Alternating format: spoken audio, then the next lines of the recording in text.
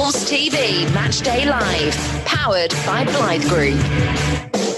Jimenez into the area, back onto his left foot, Raul Jimenez! Raul Jimenez gives Wolves the lead!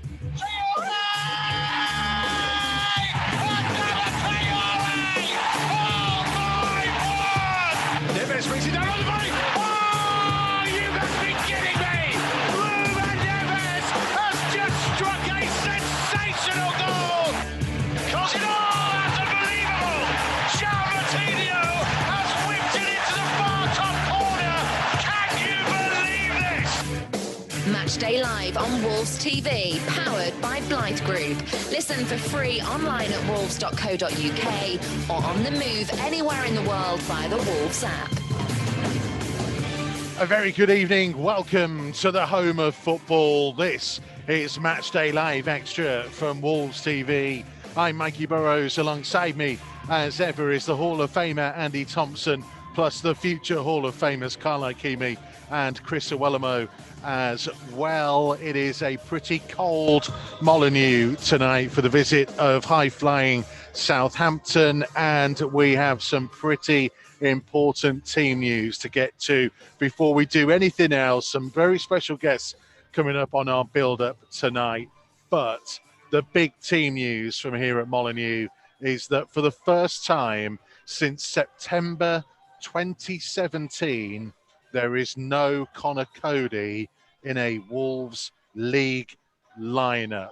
Conor Coady, of course, having to pull out of the England squad over the international break, having come into contact with someone who has been COVID positive. So he's been self-isolating, and it means that he misses the game tonight. Before we get to who's going to replace him in the lineup, Tomo, first of all, it is a huge loss, because we simply have forgotten what life is like without Conor Coady in that team. Yeah, it is. So look, it's not just the way that he plays the game as well, and his passing ability. I think his organisation is going to be a massive loss this evening. I think that the way that he commands him, the back line, people in front of him, and leads by example as well. So look, it will be a massive loss, say, and also as well that passing ability that he's got from long range out to the flanks. So it's going to be strange, isn't it? It's going to be strange that he's not playing, and strange that he's not going to be out here and us listening to that bellowing voice across the pitch. Let me give you the numbers before we come to Looms and Keems on this. 119 consecutive league appearances. He's played in all 84 games in the Premier League since promotion. He was 8 short of the club record of Phil Parkes of consecutive league appearances. Phil Parkes' overall consecutive appearances record was 170 odd. He also, by the way, tonight would have equalled the club's outfield record for consecutive appearances, which is held by a man called Cecil Shaw, who played 120 games in a row between 1933 and 1936. There is an obvious joke to make about what was he like, Tomo, who was a teammate of yours. We'll forget that and move on, because this is too important. Well, I'll be very surprised if he hadn't mentioned it, Mikey. You know, Keems, it's a huge loss, isn't it? He's been an absolute rock in that back three. Yeah, it's a massive loss. He's been incredible since he's slotted into that back three. You sort of heard the interviews in midweek with Declan Rice saying how big of a member is in the squad before the game, in the changing room. We've all seen it on the pitch, how vocal he is as well. Yeah, it's a massive loss. It's disappointing in the circumstances as well, but let's not get into that too deep. But he's a massive loss. He's rightfully so our captain. He's rightfully so getting the accolades that he deserves right now, and it's going to be a big loss tonight. And the only bright side is Dendoncker, I feel like, can do the job there, but he's not used to playing there as much. So I think with the familiarity that Coates has in that position, the way he covers his other centre-halves is massive for us, and it's going to be a loss, of course. Well, let's bring up the team graphic to see how Wolves are going to line up tonight. Chris Iwelumo, there is no Romain Saiss either. Nuno has confirmed in his pre-match television interview that Romain is in self-isolation since his return from the national team as he has tested positive as well. So our very best wishes go to Romain for a speedy recovery there too. It means we're expecting Looms Leander Dendoncker to switch his role. Looms is muted at the minute. We can't hear him. Tomo, we'll come to you on this while we get Looms' microphone sorted out. Leander from midfield into defence. Look, so we know that he's played there in defence, probably not played that central position, which I presume that he possibly will be playing tonight. But look, he's more than capable of playing there. So he's a quality player. He's good on the ball. He's mobile as well. So I can't see any problems. Look, it's going to be a loss for Conor Cody not playing, but it's a great replacement that we've got people like him to come in there and slot into that position. Keames, would you have been tempted not to try and replace him, if that makes sense? Is Conor Cody so irreplaceable in this lineup that if you were ever going to switch from the 3/5 at the back, tonight could have been the night? No, I think Nuno's done the right thing. I think I think with Codes, it's the flow of the game. He gets the flow going with his passing. We all know Dendoncker is a centre midfielder and has got a good range of passing as well. So I think he knows that Dendoncker can do the job. He's quite defensive minded anyway. You know he's going to put a shift in. You know he's going to give it 100%. He's not going to be moaning about being there. And obviously he's a natural centre midfielder as well. So he's going to have that range of passing which Codes has. So I'm sure Nuno's trying to keep it as less disruptive as possible, really. And I think that's his thoughts of Dendoncker. The only thing which is disappointing, which obviously can't be helped, and obviously with Saïs being out as well, is we haven't got many options. We know that Nuno likes to bring maybe Moutinho off or Neves off in the second half at some point. I don't think he's going to have the option to do that tonight with a light for light, unless he's trying to shore up late on, and he'd just try and push Dendoncker on at some stage. But I think it just gives us less options. Taking obviously Codes away is massive. Saïs away is been another good player for us as well, and it gives us a little bit of less experience defensively as well, because obviously you got Max Kilman, who has been brilliant on the left side as well, and Atenore as well, who's new into the side. So I think it's disappointing, but at the same time, I'm looking at the side and thinking we've got more than enough to go and win the game as well. Come on then, Looms. Yeah, well, there's so many things to talk about, isn't it? Conor Cody, I think, just not coming into the building, not walking in and training with the guy, because he'll lift the group. You know, he's talking all the time. You know how enthusiastic he is, how positive he is, and that just filters down. He is a fantastic leader, and just obviously not being around the dressing room, giving his instruction as he would do. I think Dendoncker coming in, it's a position that he knows, but it's a position that he comes into and he says, right, I've got to make sure that I'm switched on, I'm concentrated about myself. And that's probably, I've got an eye on Max Kilman tonight, because it is easier playing beside Conor Cody because he's given instruction all the time. So again, he has to mature, he has to show his experience, and he has the quality. You know, we know what he's about, but it's going to be a harder game tonight without that information coming in all the time. Keames is spot on. You know, with Moutinho and Neves, it's about them managing the game. It's about them getting hold of the ball and making the ball do the work, rather than them pressing and chasing. Now I've got to say, Southampton are, I think they're third in the table for interceptions in the attacking third, because they're quite aggressive. They try and play a high block and they come after it. So what do we need? We need good technical footballers that are going to be comfortable and want to get on the ball. And I think Neves and Moutinho are exactly that. You know, when they pressing, any team, no matter who it is, if they press well, you've got the quality to play through that. They then have to sit back and respect that and then let you play. But what do we not have now? I guess Keames is compared Dendoncker and Cody. I think obviously Dendoncker can spread it. I don't think there's many.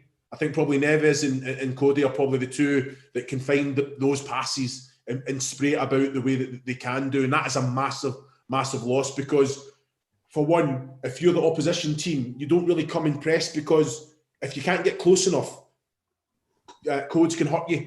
He can hurt you from all over the pitch. So once again, it just means that they are going to be even more aggressive on the front foot. I think we've got the players that can handle it. You know, I think Nuno, he likes making certain changes, and that option's probably taken away tonight. this is game on. You know, Southampton are flying. They've started well. You know, I think that Danny Ings is out. You know, I think he got injured against Newcastle, but again, they've got goals coming from Che Adams and Ward-Prowse as well. And that's another thing. You give free kicks away around the box. You know, Ward-Prowse he's near enough 100%. He's definitely going to work Patricio in there. And that's one of the things, Keames, as a goalkeeper, you'll be very aware of what quality they have. So again, you'll be giving that information to your defenders. No silly free kicks around the box tonight. Yeah, exactly. You'll be saying that from the off. Ward-Prowse's quality is unbelievable. We've seen it for the past few seasons, but he's really shining this year as well. So I think anywhere in Wolves' second, third, we will be calling that, and hopefully then Duncan will be calling that, because it's sort of as well go back to what Looms was saying. It's about that energy. Who's going to give us that energy on the pitch, which Codes gives us with his voice as well. So I think it's time for someone else to step up tonight and really drive our players forward, drive them when to press. And I think that's why Den Dunker is going to be so important tonight. Not only his performance, but him vocally as well, because you got to be the orchestra. Codes is our orchestra in that team at the minute, and it's Dan Dunker's time to do that for us tonight. Is there a lot of pressure, Tomo, on Max Kilman tonight then, who is still young in his career, who's still learning the ropes at this level, and not having someone like Connor Cody to help him through it? Because he's got Ryan Nori out on the one side, who of course is even more inexperienced than he is. Look, Max Hillman's done exceptionally well since coming to the side. And look, okay, it's a loss with Connor Cody talking and giving instructions, but I'm sure that he's able to cope with everything that's going on. He's still got some very good players around him. Okay, they might not be as vocal as Connor Cody, but sooner or later, these things happen. Connor Cody could have got injured, or somebody else has come in, or drop a form, whatever it is. People have just got to stand up now and be counted in the team. Got to take the responsibility themselves, got to get together. Okay, Connor Cody's voice has gone out of it, but there's still opportunities out there for people to be talking and helping each other out. And there will be. There's enough experience out there, especially in that central midfield area with Matinho. Tom, it's something that you and Mikey you've discussed about hearing Connor Cody all the time, you know, stepping up, get information to Willie Bolly, Saiss, Kilman, whoever it is. It's those little moments that like you said, I know Neves is captain tonight, so he'll be obviously being vocal in that midfield area. But defensively, you know how important it is to make sure stepping up every opportunity. And Connor Cody, he doesn't stop talking. You know, it's one of those things. You know, as a football player, we all know it. We can switch off. You know, Willie Bolly, he's very relaxed, isn't he? But again, if you've got information coming at you all the time, he doesn't allow Willie Bolly to switch off. He won't allow Saiss, Kilman to switch off, you know, and you can get caught up in the match, Keames. You know, it's one of those things, isn't it? So, I just think that is vitally important, that Dendoncker has to take on that role, even if it's outside his comfort zone. I know that he's going in there thinking, right, my position has got to be right. I've got to make sure I'm making the right decisions, but he's also got to be aware that he's covering for the two and making sure that they're working in unison. You know, so interesting as well, Looms, isn't it? So look, when they do push up, about how they're going to push up. So because we know what a great line that they do hold usually, where again Connor Cody shouting instructions, making sure they get up. It'd be interesting tonight to see whether or not we still have that. Because he hasn't had much time to work with them, no, has he? So like with was it 2 days coming back training on Saturday? So they've only had a couple of days where they've had to work on it. And should be mentioned as well, Willie Bolly made his debut for the Ivory Coast over the international break. So normally he would have a 2-week rest over this period where he's been travelling away to play games. I think as well, you know, he's not had the time to work with them. But if we're looking at the players that are coming in as well, and I just touched what Tomo said, there's enough experience coming in as well. You've got the likes of Matinho, who no one's more experienced than him in the Wolves squad, than Dunker, who plays international football, has played a lot of games as well. Neves, you've still got enough leaders and on-field speakers, captains, to really drive us today. And even though Codes is a big loss because it's his role, he's made it his own, he's the best in the league, let's be honest. We've still got enough experience around the Kilmans, Noris, and whoever else needs that constant talking to him in their ear. There's still enough people on that pitch to do that tonight. Well, you're thinking, looking at it as well, though, you've spoke about it. Traore's in the side, isn't he?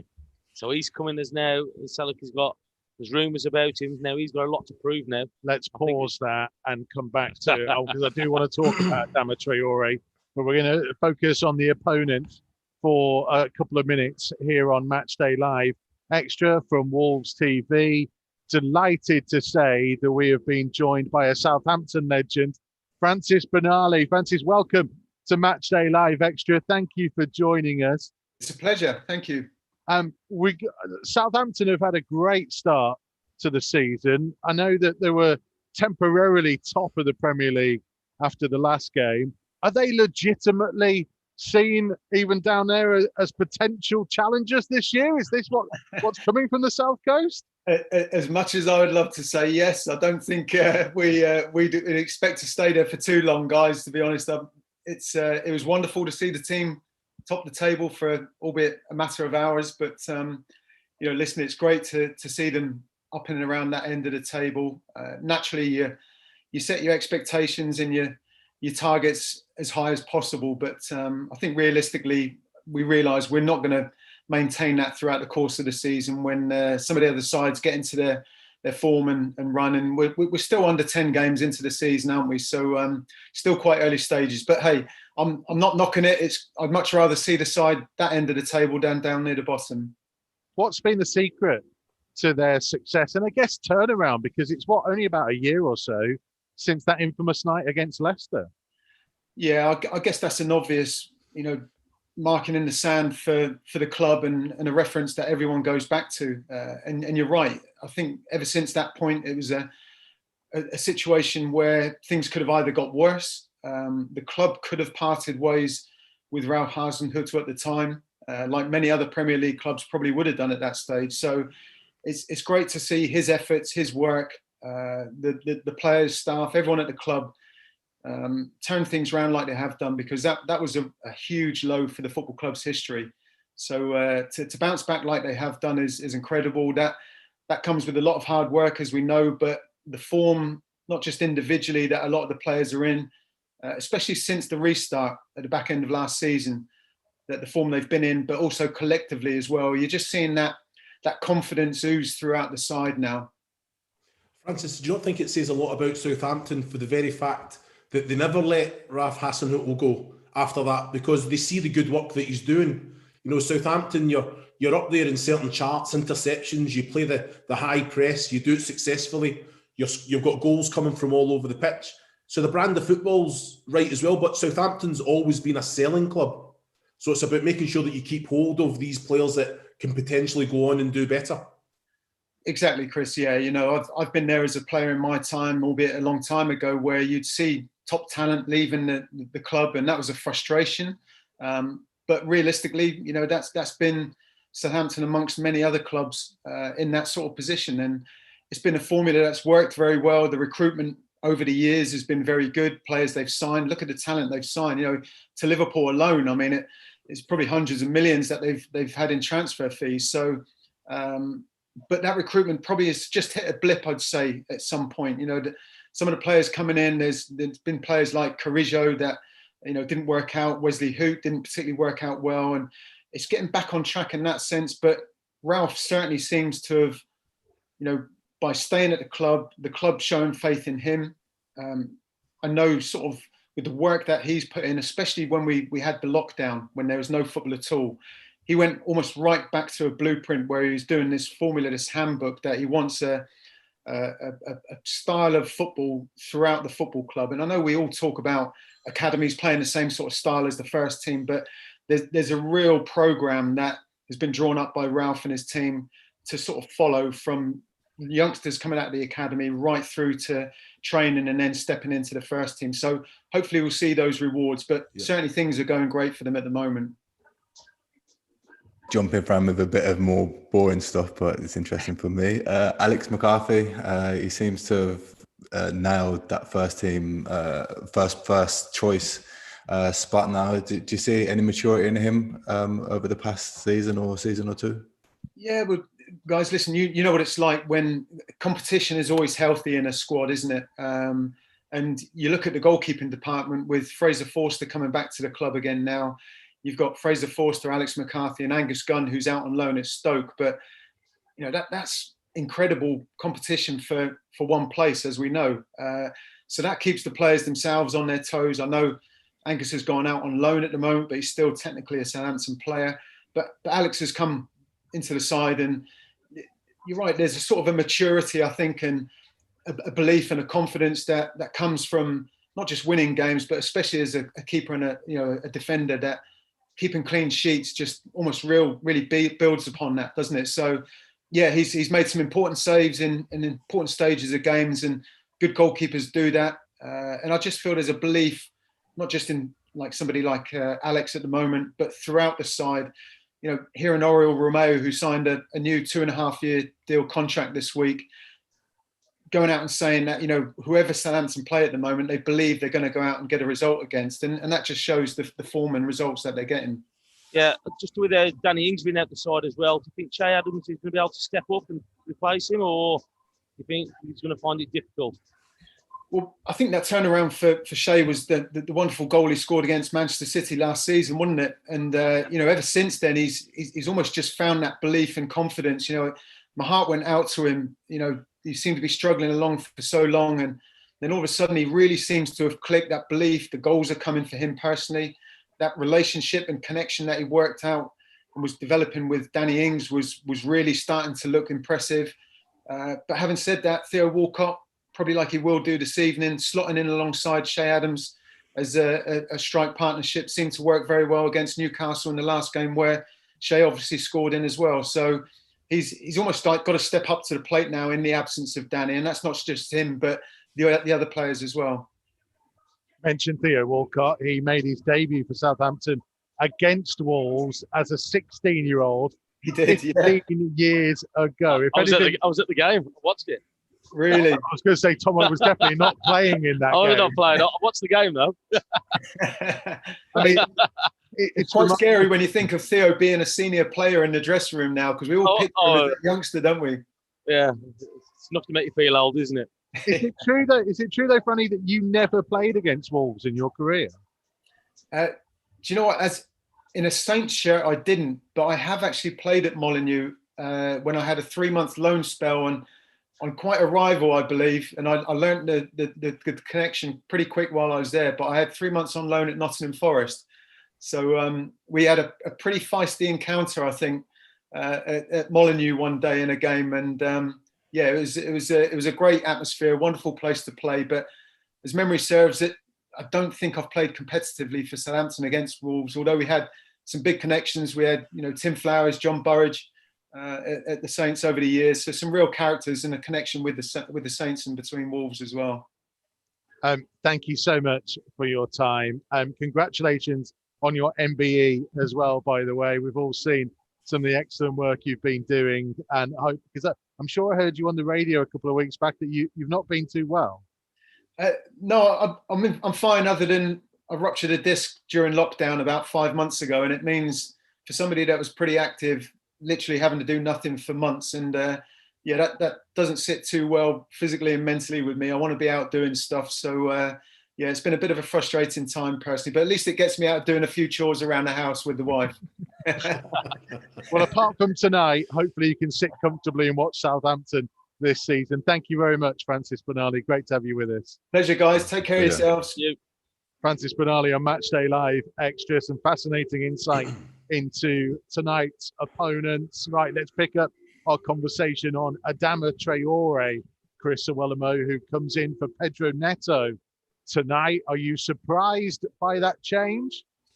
No, well, I'm not surprised. It's like you say, he's not really been firing, has he? He's coming off the bench. It's hard to implement and make a positive impact. I think Pedro Neto for me has been outstanding, hasn't he, since the restart? Performance. He's getting a goal. He's bringing play. So for me, Adama Traore, he's coming in. You know what you're going to get. It's about him imposing his style in the match. I think he's been really frustrated getting played out of position. And then only getting those he's trying to force the issue when he's come on, because Nuno gives him that so much pressure to go on there and make that impact.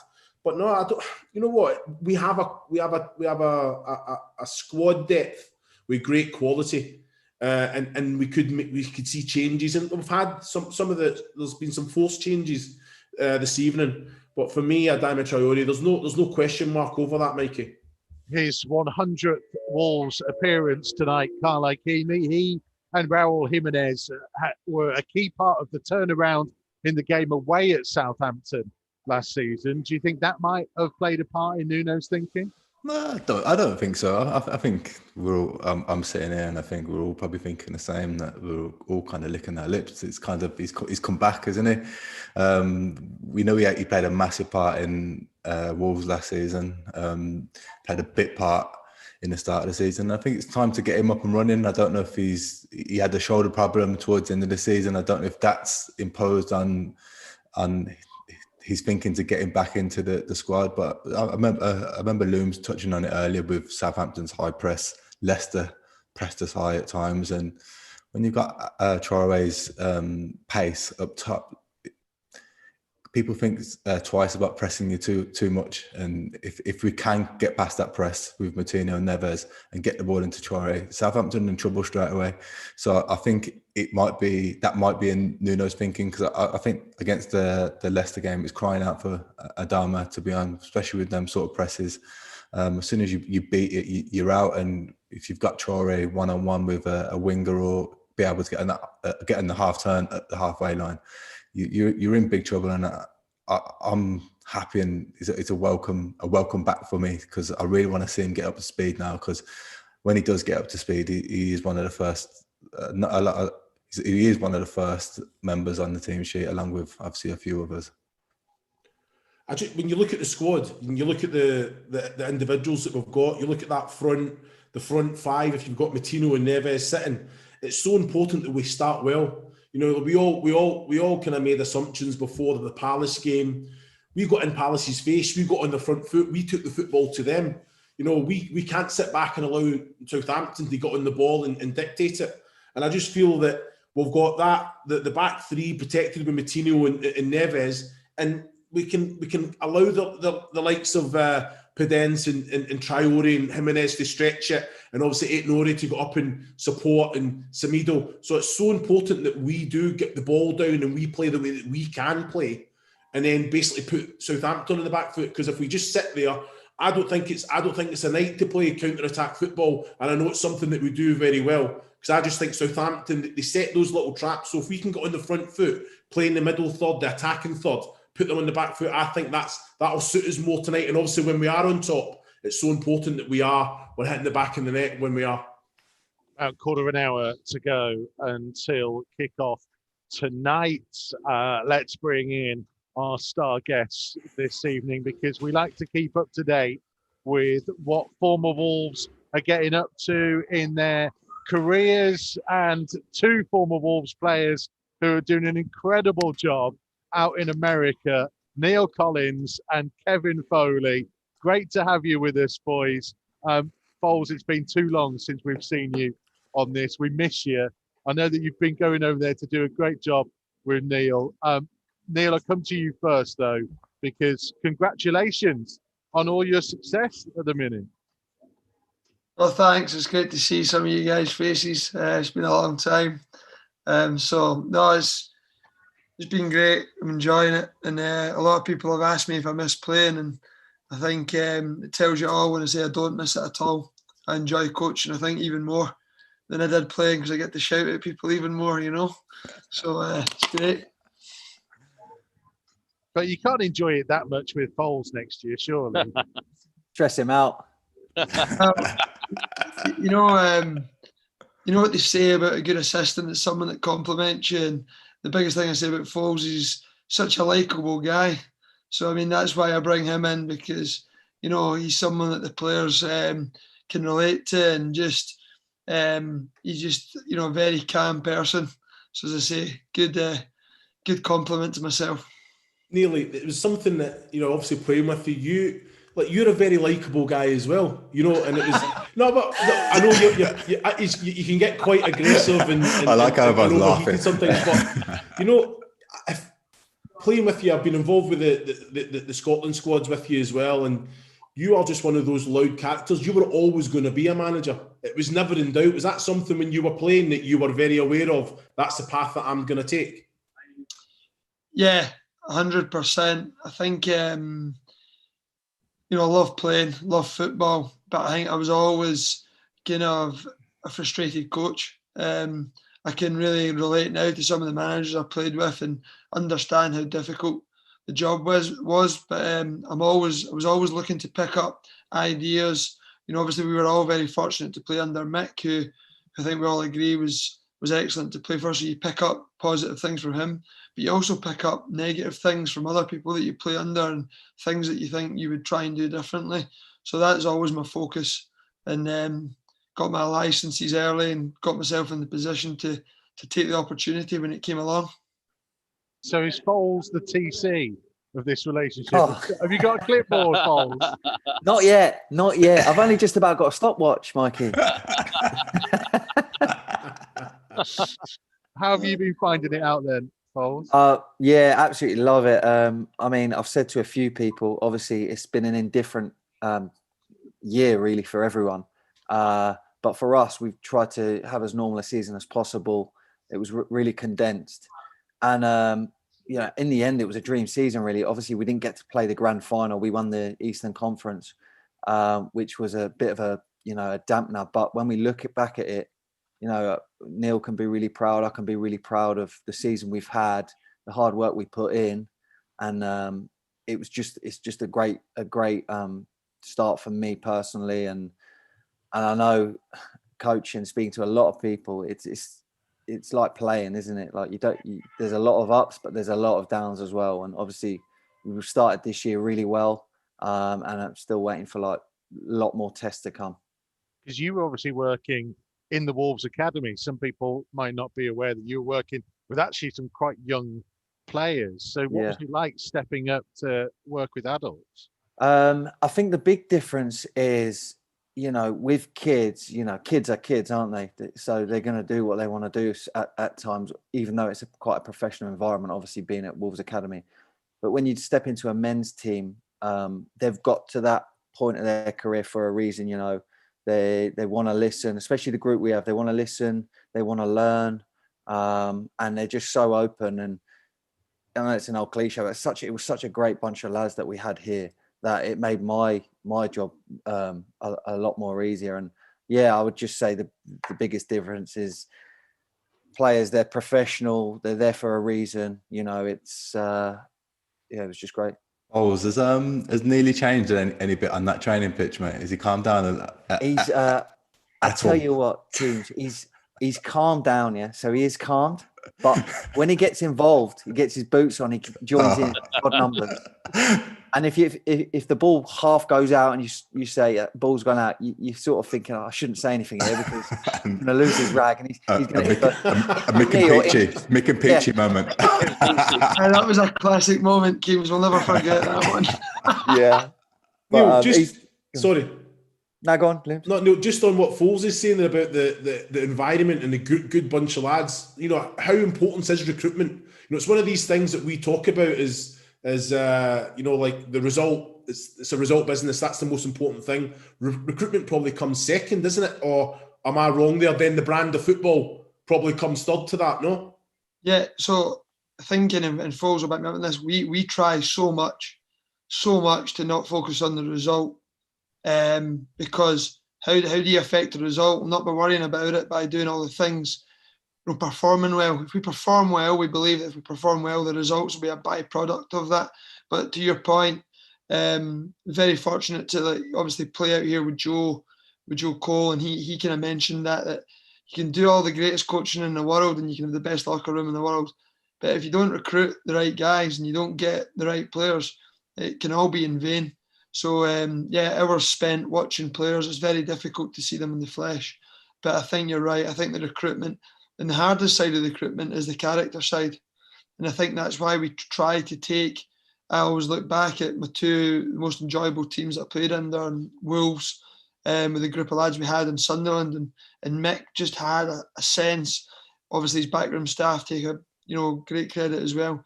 but just lads that you just wanted to do well for, lads that wanted to do well for each other. And that's what I felt we had this year. But it took time. It took a couple of years to get to that point, and we had to go through, you know, some tough moments with players that they weren't bad lads. It's not that they're bad people, but they're just not quite bought into the way that you know that we were all bought into it, for instance. And I think we had that this year. Boys, whilst we got you on, the programme today featuring Max Kilman, it's a double issue. Nelson Semedo is on there for the Aston Villa programme. You can get them via wolves.co.uk in the Wolves shop when it reopens. In there is a little feature on one of our latest podcasts. I don't know if you can see this. My Golden Game, featuring a certain Chris Iwelumo. We talk about people needing to calm down. This was the game, Neil Collins and Foles, when he scored a hat-trick and then left you boys in the lurch. Preston. That was the one. Overhead kick. A red card, Foles. Don't even jump on that bandwagon, mate. Honestly. Don't even give him the attention. Just ignore the question, mate. Listen, it was the stiffest overhead kick I've ever seen. I couldn't move. I was kinesioed up. I was kinesioed through the hips, the groins, the hammies, mate. He went down in instalments. Boy. Anyway, No, it was great. What a hat-trick. It was such Kevin. an eventful Thank you, game. No, it was a great game. It was a great game. Teddy's sending off though, right, Neil? You know what? It's I do remember that moment well, because at that time it wasn't just so much that you know we lost him for that game, but the big man was in such good form. You're more so thinking about the games to follow. You know, if he's get a red card for something stupid like that, it was a real strange incident. I think St Ledger was telling the ref not to send them off, if I remember right, and it was more so we were just flying at that point in time. Big man was flying, we were scoring goals. So you're just thinking we don't want to lose anyone because we were just on such a good run of form. It was a great day because I remember the Wolves following that we had that day was just brilliant, and I think that's when we were getting the sense that we were onto something good. You can listen to Looms talk through on his Golden Game via where you get your usual podcast from, the Old Goal Club. Right, prediction time. Of course, I am destroying the boys in this year's prediction challenge. Kevin Foley, can you help them out? What's the score going to be tonight? Oh, the score tonight, Mikey, is going to be 1-0 to Wolves. That's Mikey. You've done him, Kev. You've done him. That's him. It's game over, mate. Neil Collins, what are you thinking? I would normally have went for like 1-0, but I actually think the way Southampton play, going to see a few more goals. I'll go for 3-2 tonight. I think it'll be a bit broken. 3-2. Wow. Tomo. I'm going to go 2-1 with usual. So one's gone now as well. So you're going to be stuck. Carl Ikeme. Yeah, 2-1 as well. I do think Southampton will give us a tough test, and I think it'll be a tight game. Just to kill you, Mikey, I'm going 2-0, mate. So pick a result because you've got to stick with someone here now. Well, hang on a minute. Keems has just had the same as Tomo. So can I not have the same as Kevin Foley? Me and Kevin Foley think alike. You do what you want, Michael. It's your show, son. Mikey, do you always get the last pick? Generally, yeah. Okay. I'm fair, or is that? No, it's unfair. I give these boys an advantage, and they waste it every time, Foles. That's just the way it goes. I am going to agree with you and go 1-0.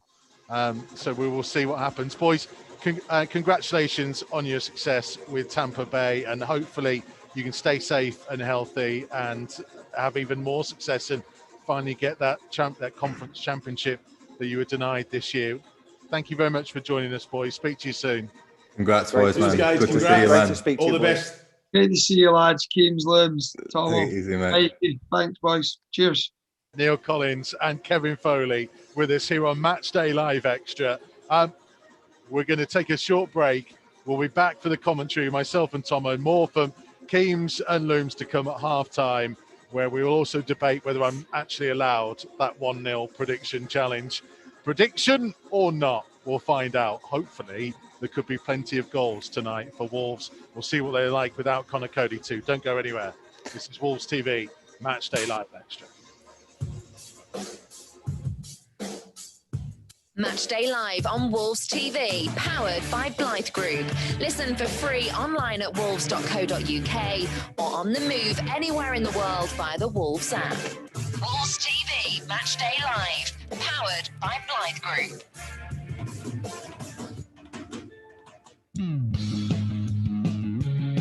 This season, the Old Gold Club and Wolves TV Matchday Live are powered by Blythe Group,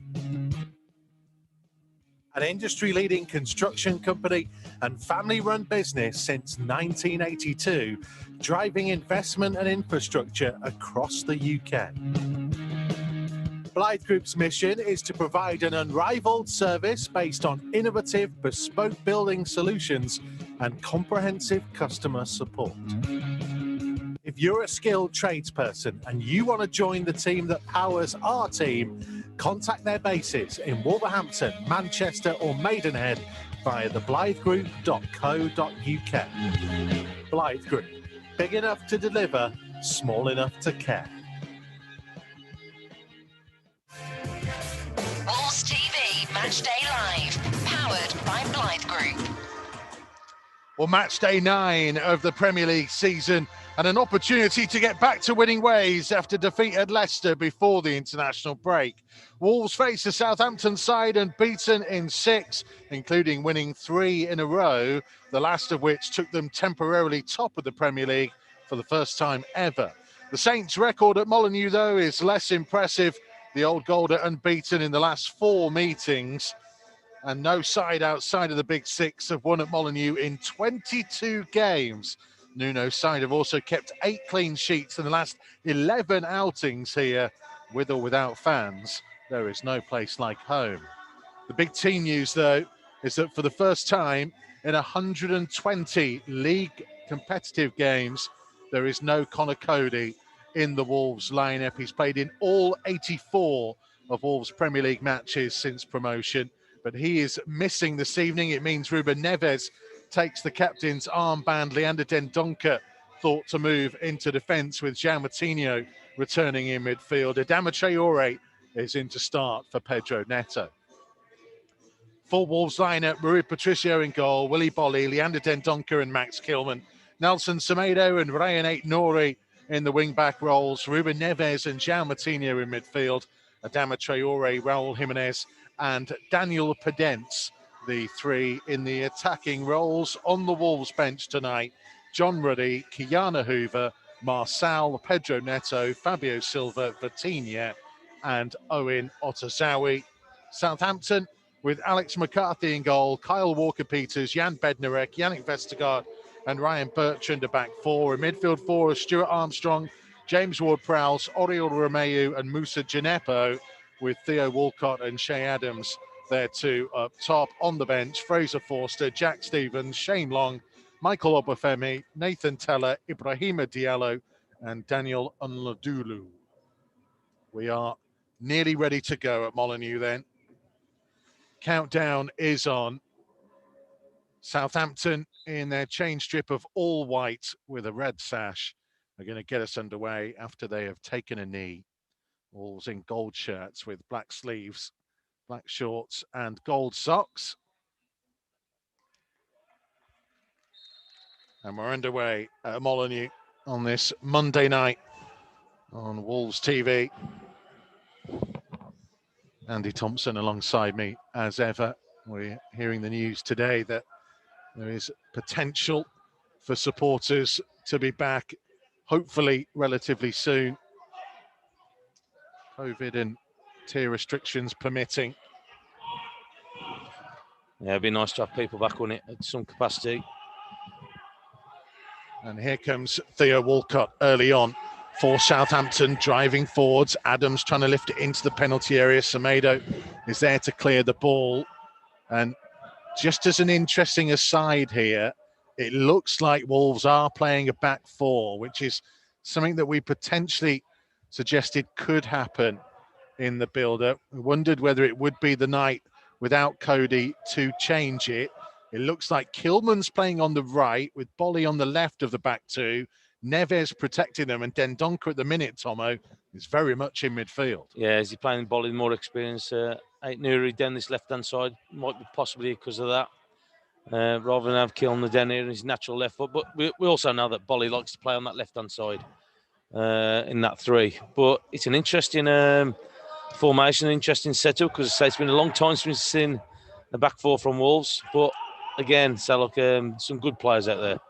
Ball whipped in dangerously towards Adams, who thankfully missed it just past the 6-yard box, and it came off Nuri and behind for an early corner.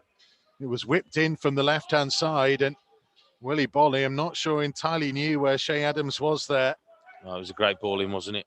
It was a great ball. I think Bolly just did enough to put Shea Adams off. I think that he thought that he was just going to get contact with it and didn't read it. So look, Bolly just missed it, but again, they say it was a quality ball in.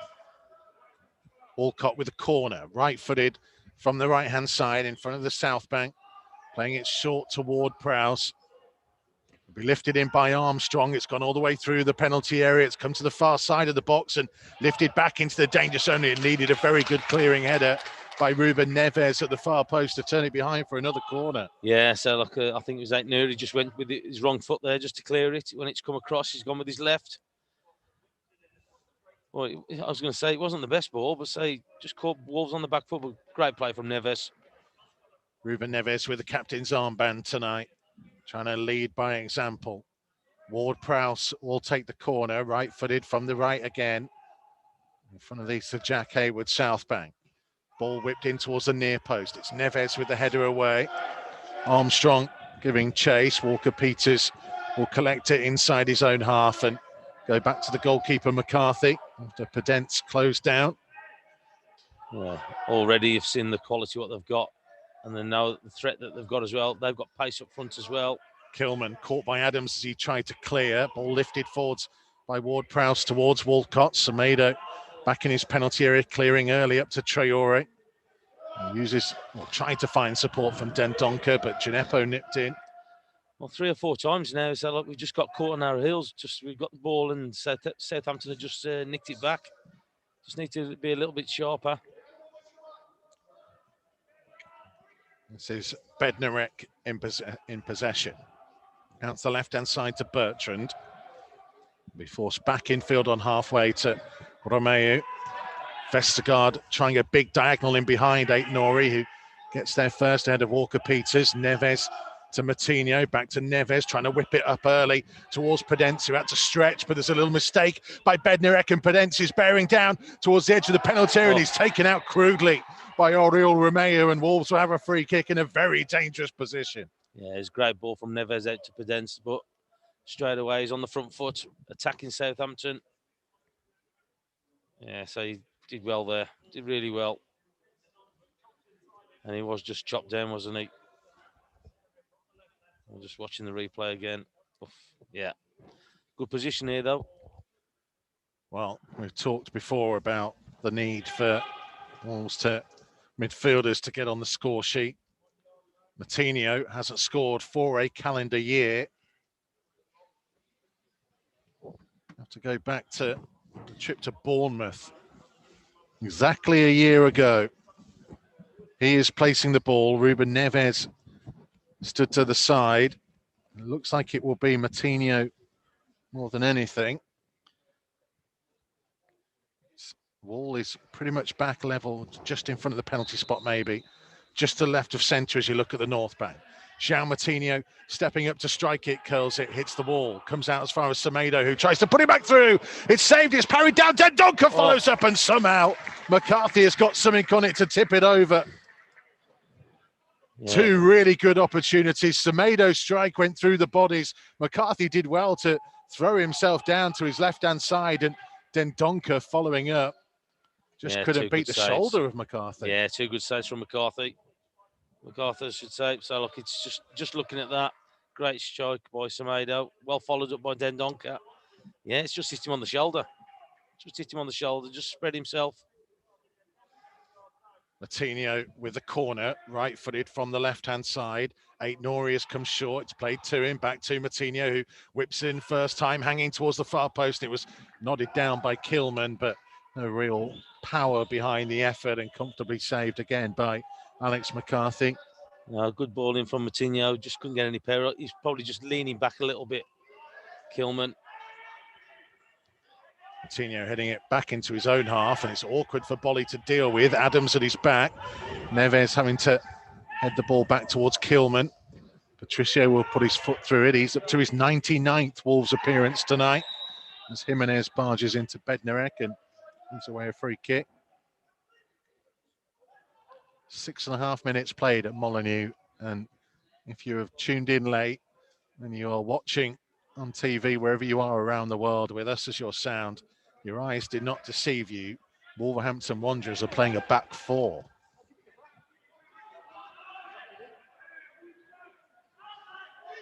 For the first time, I would suggest, since Paul Lambert's final game against I was going to say, it hasn't happened with Sheffield Nuno, has Wednesday. It hasn't happened with Nuno, because I think when he first comes, it's Shrewsbury away in the pre-season when he changed the back line and people questioned it, and we haven't seen it since he's been here, but time will tell with it. Traore down the right-hand side, able to skip away from one. He's got three players joining him by the corner flag. His cross blocked off by the chest of Bednarek to the left-hand side of the penalty area and cleared forwards. Dendoncker gets in front of his man. It's it back from Semedo and plays it to Kilman. Infield to Willy Bolly. Bolly turning and going back to Rui Patricio. We'll look to clear it downfield in direction of Moutinho. One in the air by Romeu. Dendoncker to Neves, who swept it first time nicely out to Aït-Nouri, who drives down the inside left, pulling it back infield to Neves, who is looking right, plays it low across the centre circle for Kilman. Out to the feet of Semedo, down the line for Traore. Heavy challenge on Traore, but he holds onto the ball and ends up turning into the challenge of Gineppo. Walcott up against Kilman. Ball in field, Neves nearly read it. Adams back to Romeu, left-hand side of the centre circle. Out wide to Gineppo. Also Gineppo infield to Walcott, edge of the penalty area for Southampton. Armstrong, Ward-Prowse, Romeu midway inside the half. A short pass to his right to Ward-Prowse, out to Walker-Peters on the right wing. Shown in field by Pedence, finds Romeu. Back into the centre circle to Vestergaard. Big tall central defender, playing it short for Armstrong. There's a 1-2 with Gineppo, and then one with Bertrand as he goes wide left for Southampton. Infield to Romeu. Gineppo, a little bit behind Walcott. Ward-Prowse went through the legs of Bolly as they were looking to get Gineppo in, and eventually Kilman came across and cleared. Well, I think we're watching a team who are playing with confidence in with Southampton. You can see why they're near the top, the way that they're playing, they're knocking the ball around. And again, they've got those results, which again breeds confidence into it. But they're playing everything in front at the moment of Wolves, and saying they'll be pretty happy with it. It's just making sure that when they do get the ball, try and keep it. Early one up towards Walcott. Semedo tracking back, playing it to Patricio. Recovering defensive work by Nelson Semedo. Aït-Nouri infield to Neves, trying to play it early towards Pedence. Walker-Peters intercepted. Jimenez got a touch to it. Moutinho finding Pedence on the left-hand side, and Moutinho's continued his run here, and he gets it. He goes towards the byline, tries to get his cross blocked at the near post, and Southampton will clear their lines. Bolly first to it to nod it down to Aït-Nouri. Back to Willy Bolly. Good tempo about this game early on here. Yeah, it is from both sides. So look, both sides trying to play, picking up the pace of it.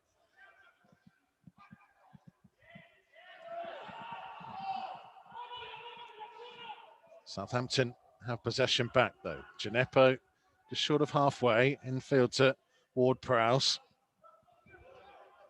That's a Bednarek, able to bring it up towards the halfway line. Trying to find Armstrong, who let it run.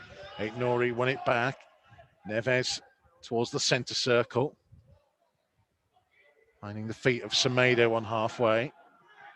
Traore closed down quickly by Bertrand, so it goes back to Kilman. What have you made of Wolves settling into life as a back four? They've been okay. So look, they've been okay. They're a little bit hesitant on a couple of occasions, but so they've looked okay. I think that they've been shielded well by the lads in midfield. Moutinho and Neves especially, because Dendoncker's been trying to catch up. Long ball by Semedo. Traore was chasing. He's quick, but not quite quick enough to get on the end of that. Yeah, so they seem to have settled in okay with this. So look, we've spoke about it time and time again. The quality players. So look, Kilmer's going to be in there alongside Bolly, but it's in front of them that's going to help them as well. So making sure that they don't make it easy for them, the Southampton players, to get at the back lads. There's Walker-Peters up towards Armstrong, into the feet of Adams. Challenged by Bolly. Ball back into the Southampton half. Romeo for Gineppo. To Bertrand. Just over halfway. 5 yards, a little bit more now. Into the Wolves half. A 1-2 with Romeo. Last time Wolves had 4 at the back was the 7th of May 2017. A 1-0 win against Preston. I'm going to give Tomo a couple of minutes to try and think if he can name that back 4. Walker-Peters. Back to Bednarek. Podence is going to intercept here from Romeo's miscontrol and gets it back from Dendoncker. Infield to Jimenez, who lets it run, but Traore wasn't expecting him to, and Bertrand stepped in. Walcott to try and bring it forwards. I don't think the ball had enough pace on to leave it to Jimenez. That was the thing for me. Was Foley right back? In 2017. Oh, 2017, sorry. At Mikey Burrows, hashtag Wolves Live on Twitter. If you can name the back 4 without cheating and looking it up, from Wolves 1, Preston 0 in May 2017. Told, by the way, that Connor Cody is here tonight. There's been a shot of him on the television feed. I suppose he's just isolating away from the team then, isn't he? I suppose.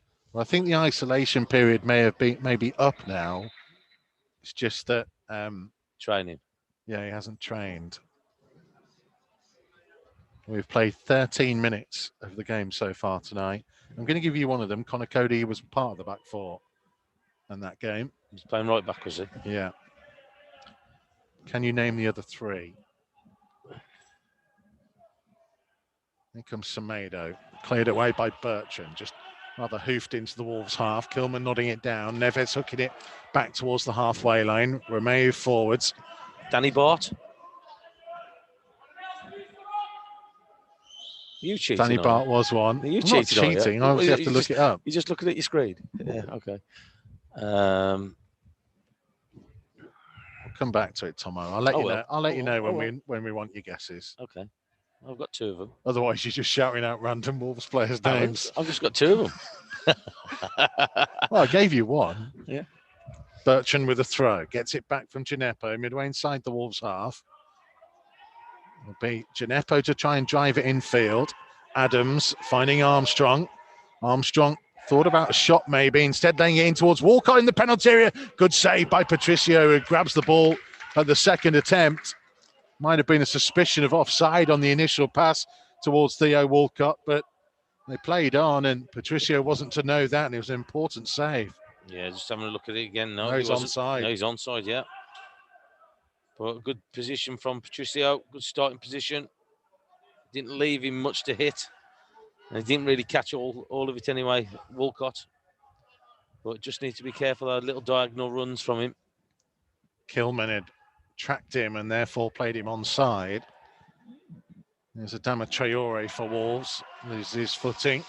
Yeah, Bertrand's getting into him a little bit early, isn't he? He's not allowing him to get any run at him at all. Armstrong, base of centre circle. Bednarek to the right-hand side to Walker-Peters. Closed down by Daniel Podence. Here is Bednarek. Romeo. Vestergaard. Now Bertrand over the halfway line, down the Southampton left. Traore closing him down. Ball goes backwards to Vestergaard. Jimenez was closing in. Ward-Prowse just to the left of the centre circle. Romeo takes over on halfway. Backwards to Bednarek, closed down by Podence. Ward-Prowse will work it out to Walker-Peters. Space to run it over the halfway line for Southampton. Now James Ward-Prowse again to Romeo just inside the centre circle. Dendoncker closing in. And Donker did feature twice for Belgium over the international break. Played 2 of the 3 games. Just the England game was the only one he missed as Bertrand miscontrols Wolves' throw. Tomo, before we get your next guess, Theo Walcott is wearing tights. Thoughts on that? It's not that cold, is it? Should we be wearing tights? Did you ever wear tights? No. I Off presume, the pitch? I was going to say, I presume you did. Well, but yeah, so like it's not that cold, is it? So like, has he got it on for a reason? I was okay because I know he's suffered a lot with injuries. Has he got him on for that reason? But if it's just through the cold, he shouldn't be wearing them tonight, I don't think. But everyone to their own, Michael. Everyone to their own. Here's Kilman to try and switch it high out to Aït-Nouri. A long way too high. Now to play for a Southampton throw. What about Bully? Would Bully have ever worn tights? No, he's sat not far from you. Yeah, I better not say yeah, I within swinging distance, but I think I wouldn't have thought so. Robert Plant is here as well tonight in the director's box. Amongst the Wolves dignitaries, the vice presidents. Bolly winning the ball in the air. Aït-Nouri miss-kicking.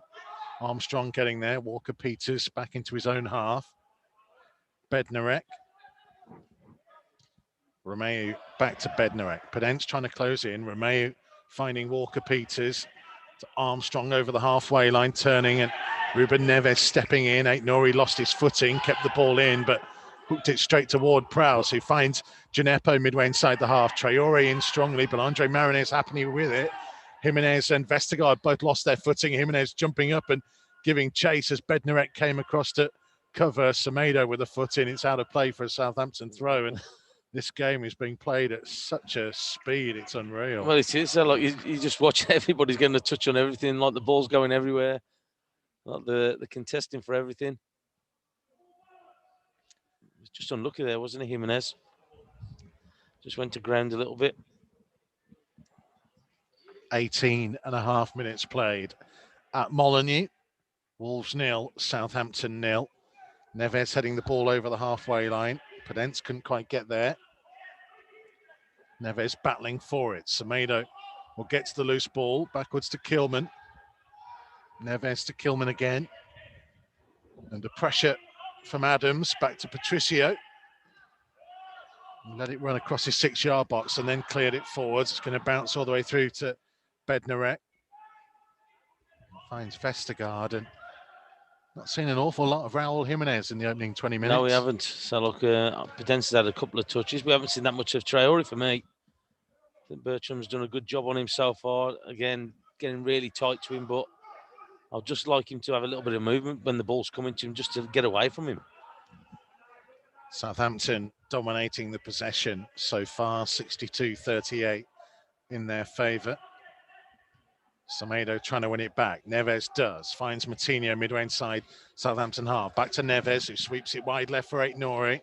Low one in towards the feet of Pedence, who tried to take it on the turn. Couldn't quite keep control of it. Bolly nods the loose ball down to Dendoncker, out to Semedo on the right-hand side. Semedo looking to run at Gineppo. He'll turn back infield and find support from Dendoncker. Back to Kilman on halfway. Unfortunately, that Pedence turn, Tomo, he just didn't stick as it needed to. And that's what's just let him down a little bit, isn't it? It's just that little bit of a care, I would say, looking at it. Now then, here comes Adams driving forwards for Southampton. Kilman with a really important and vital foot in as Adams was chasing towards him. A couple of yards outside his penalty area. He had to get that right. Yeah, he did. When he was committing to the challenge. He did. I know Dendoncker was working his way back, but he had to get that touch on it. Kilman did a great job of it, just get a little touch on it, just knock the ball wide. Here's Jimenez, just into the centre circle. To Semedo, bringing the ball forwards. Wide out to Traoré. Traoré, like he was caught by Gineppo, I think got enough on the ball, and Bertrand plays it off Traoré, now to play for a throw down by the corner flag. Yeah, I think Gineppo just got a little touch on the ball there, didn't he? On that Max Kilman challenge, how brave is it to stand up like that and commit yourself? Well, he again, he's shown you his quality that he's got in defending.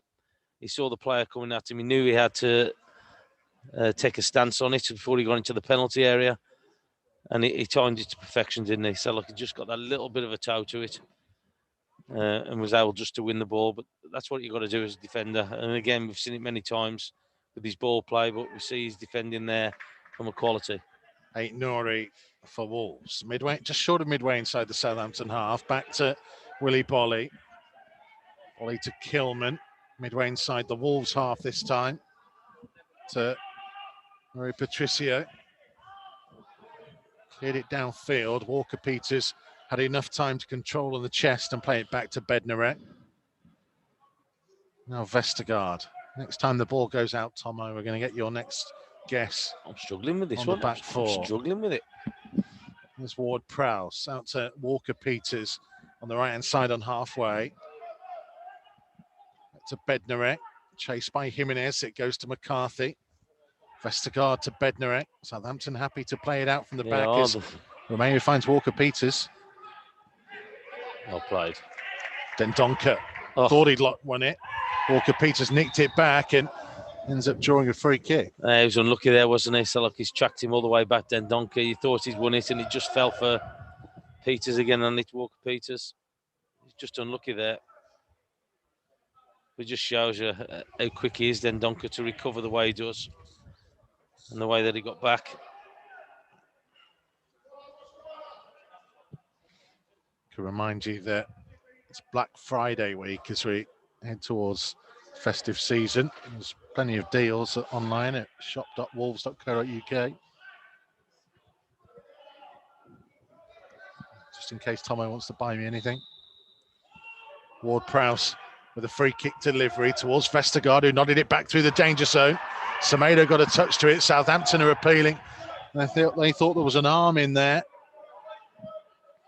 Wolves pushing up and clearing their lines. Andre Mariner had a look at it. I presume VAR will check it. Yeah, you would think so, wouldn't you? You'd think they're going to have a look at it. Midway point of the first half. 0-0 at Molineux. Dendoncker couldn't get it from Ward-Prowse, who finds Gineppo. Southampton driving forwards again. Gineppo cutting infield, trying to tee it up for Romeu. Pedence read that and got enough of a block challenge on it. Yeah, it's a good tackle, wasn't it? Good block from him. Yeah, it's got a free kick there. Traore winning a free kick just short of the halfway line. Come on then, let's have a guess from you. I'm struggling, mate. I'm struggling. Connor Cody right back. Danny Bart right side centre half. One of them is still playing in the Premier League.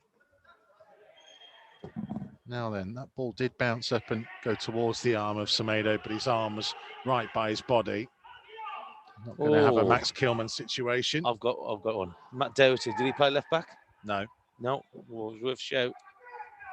There's Kilman. Back to Patricio. Finding Kilman again. To Neves. Now to Semedo. Up towards the halfway line. He comes. Good ball to find Traore, who can try and run it deep into the Southampton half. Skips past one challenge. Sliding. One comes in from Bertrand. The assistant referee right in front of it didn't like it. And it is a free kick, I think, right down by the corner flag. Effectively a corner. Adama Traore beat Gineppo easily. And then in came the challenge of Vestergaard that caught him. So Doherty didn't play left back now? No, I'll tell you, we'll come back to it. Don't you worry. Oh, I've got one. Don't you worry. You know what? It's Just hold on to it. I will hold on to it. You're the centre half. At Mikey Burrows on Twitter, at Wolves, hashtag Wolves Live. In the meantime, João Moutinho has placed the ball a couple of yards from the corner flag, 1 or 2 in from the touchline. Whipping it in, right-footed, hanging delivery, and it was Kilman who got his head to it. Hooked away as far as Aït-Nouri, 25 yards from goal, lifted in again. Bolly heading it forwards, but couldn't get it on target and behind for a goal kick. Yeah, it's just behind him, wasn't it? Bolly's head up. So you could just see him leaning back on the replay here. Yeah, so look, just a little fraction behind him and he couldn't really get anything on it. He's always falling to the ground, isn't he? It's unlucky. How important do you think set pieces are going to be for Wolves tonight? I think that they're very important. I think we've got some decent height in the team. And I just think it's all about that delivery, making sure that you put it into that right area. And we've seen it before. If we do put it in that right areas, we can cause teams a problem with who we've got on the pitch. It's just got to be right, though. There's Gineppo down the left-hand side for Southampton. Back to Romeu. Ward-Prowse, left-hand side of the centre circle. Vestergaard, just over halfway, finding the feet of Walcott, who dropped deep. Walcott took a tumble and wins a free kick. And again, a chance for Southampton to send Vestergaard and Bednarek forwards, two very tall options.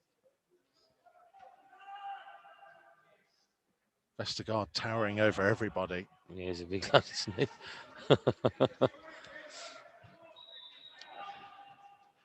Ward-Prowse with the free kick. Wolves trying to hold their defensive line just outside the penalty area. They'll drop back deep now as it goes to Vestergaard at the far post again, who header loops into the danger zone. Romeu forwards, Bolly headed it clear. Patricio was coming towards it.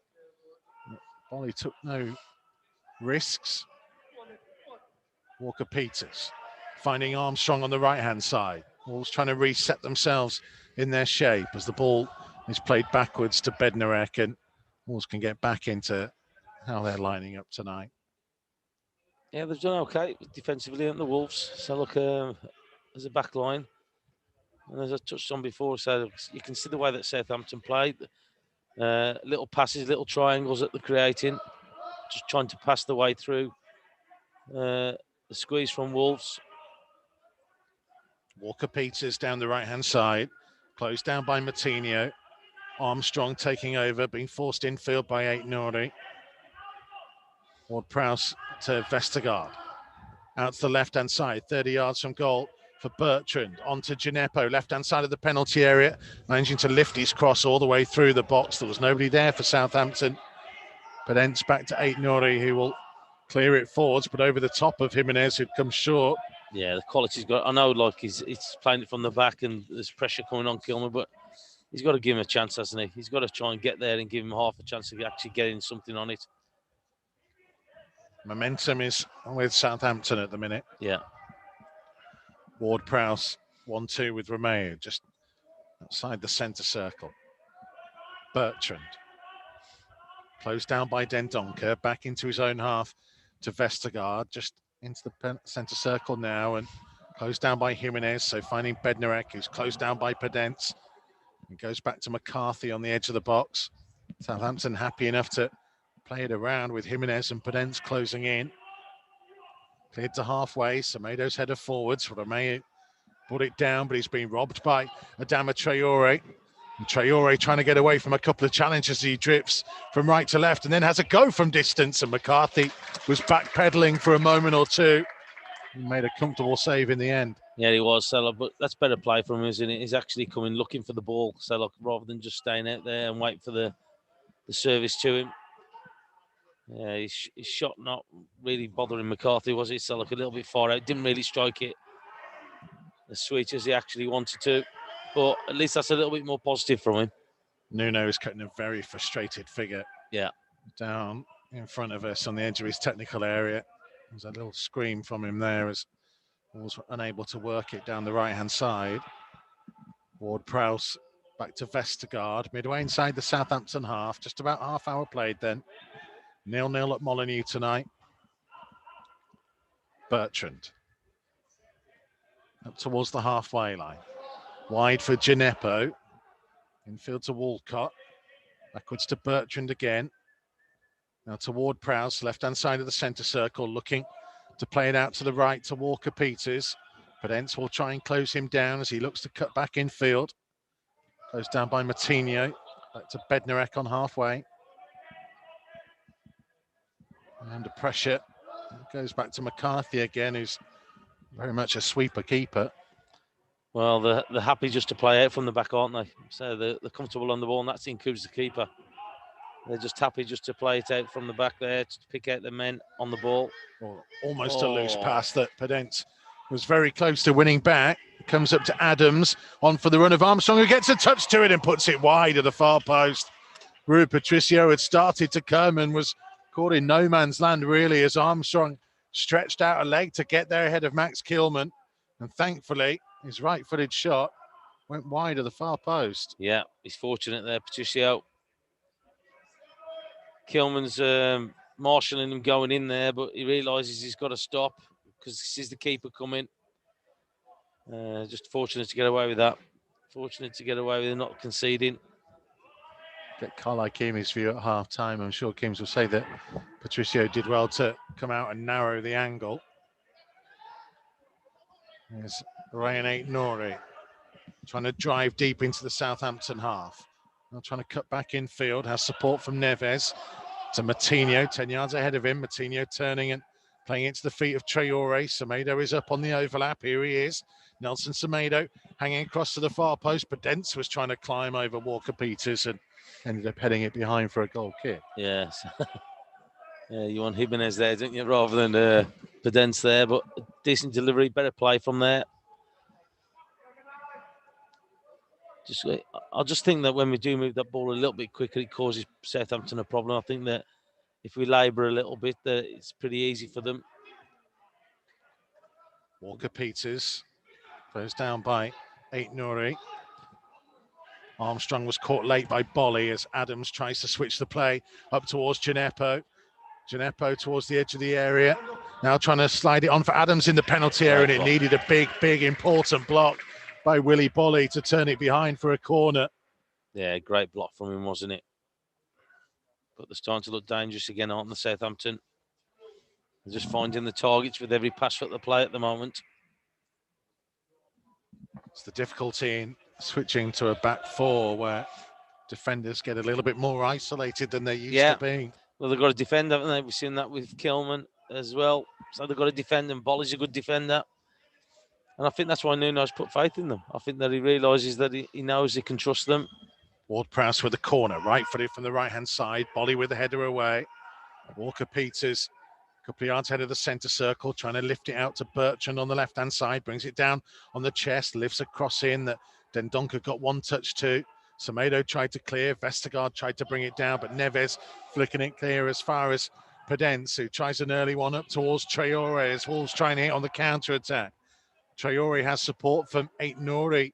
He's trying to go through the middle on his own here to Dendoncker, to Ryan Aït-Nouri. He's going to fancy a left-footed effort. It was closed down. Matinho for Neves. Out to the left-hand side to Pedence. Pedence looking to run into the penalty area, pulling it back. Aït-Nouri leaving it for Neves, who tries to sweep it to the right-hand side to Traore. Traore couldn't quite get control of it with Bertrand at his back. Yeah. Semedo, though, back in front of Gineppo, winning it back for Wolves and finding Traore, who's now got time to try and run infield past two and taken out again by Vestergaard. And it's a free kick just outside the penalty area. Well, that's what you want to see him in full flight, don't you? Traore, he's had a couple of runs in the last few minutes or so, and it's great to watch. He's just too quick for him. Just too quick for him. But just getting back a little bit earlier there, I think Aït-Nouri just got in the way, and Neves, didn't he? You could see that he was trying to line up the shot. He was looking to have a goal, but unfortunately, they just got in each other's way. But they've started to create some half chances at the minute. And again, the delivery here is going to be important from just about 10 minutes until half time, plus time to be added on. Matinho, right-footed. Kilman, Dendoncker, Bolly, Jimenez are the targets. Pedence is in and around it as well, and Aït-Nouri and Neves on the edge of the box.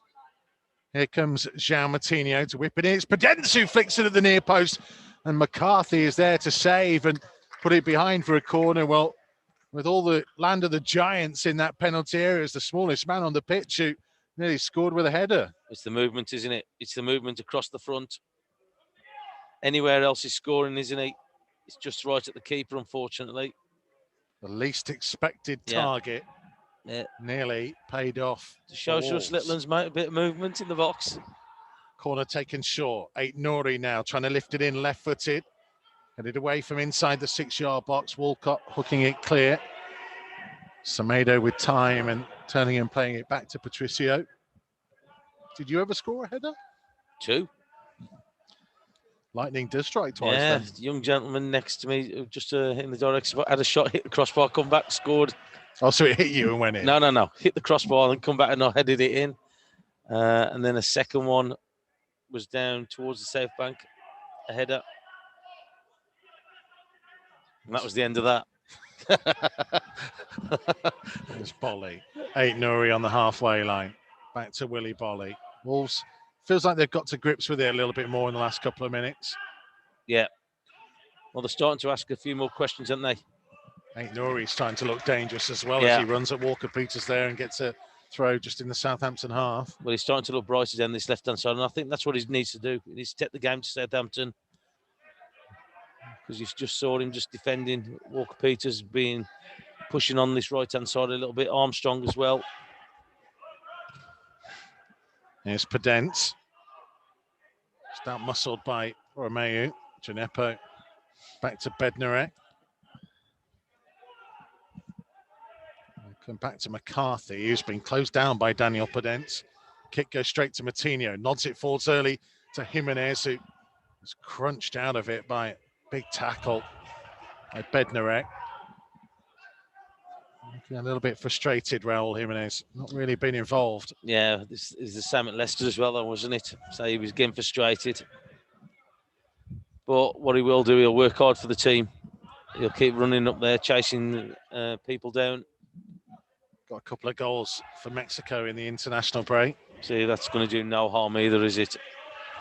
Willy Bolly back defending, chased by Che Adams and puts it out of play for a Southampton throw. Scored a couple of goals against Southampton last season, Raul Jimenez. 3 in the 2 fixtures. Penalty here to equalise after Danny Ings given Southampton the lead early on in the season, then 2 in the comeback, including 1 from the penalty spot. As Wolves won 3-2 at St Mary's. Yeah, it was a good game that was, wasn't it? Well, for 45 minutes it was, yeah. Yeah. 2-0 down at half-time. Yeah, I was going to say, half. Forget about the 45 minutes first, mate. So just go on the second 45. Southampton have a free kick on the right-hand touchline. Ward-Prowse stood over it. Again, Bednarek and Vestergaard will come forwards from the back. Adams, Walcott and Romeu also in amongst it for Saints. Adama Traore, a one-man wall for Wolves, just protecting the near post as Ward-Prowse puts it into the danger zone, and it came off Semedo, I think. No, last touch was off Walcott as the two of them ran across the near post, and it's a Wolves goal kick. Yeah, he puts a lot of whip on the ball, doesn't he? Ward-Prowse. Yeah, so I think he was just grasping at straws there a little bit, Walcott. Big hello to Rich Frampton, who's managed to sync the TV pictures with our commentary. Neil Kirk watching in Tunisia. Big test tonight, but Wolves by the odd goal for me, he says. Rocking Chair Dave thinks it's going to take something special to win this match. We'll take any winning scoreline. Waiting for Yanni, our producer, to give us the judges' ruling whether I'm allowed the same prediction as Kevin Foley. Shaking his head. Good on you, Yanni. We'll go 1-1 then. There you go then.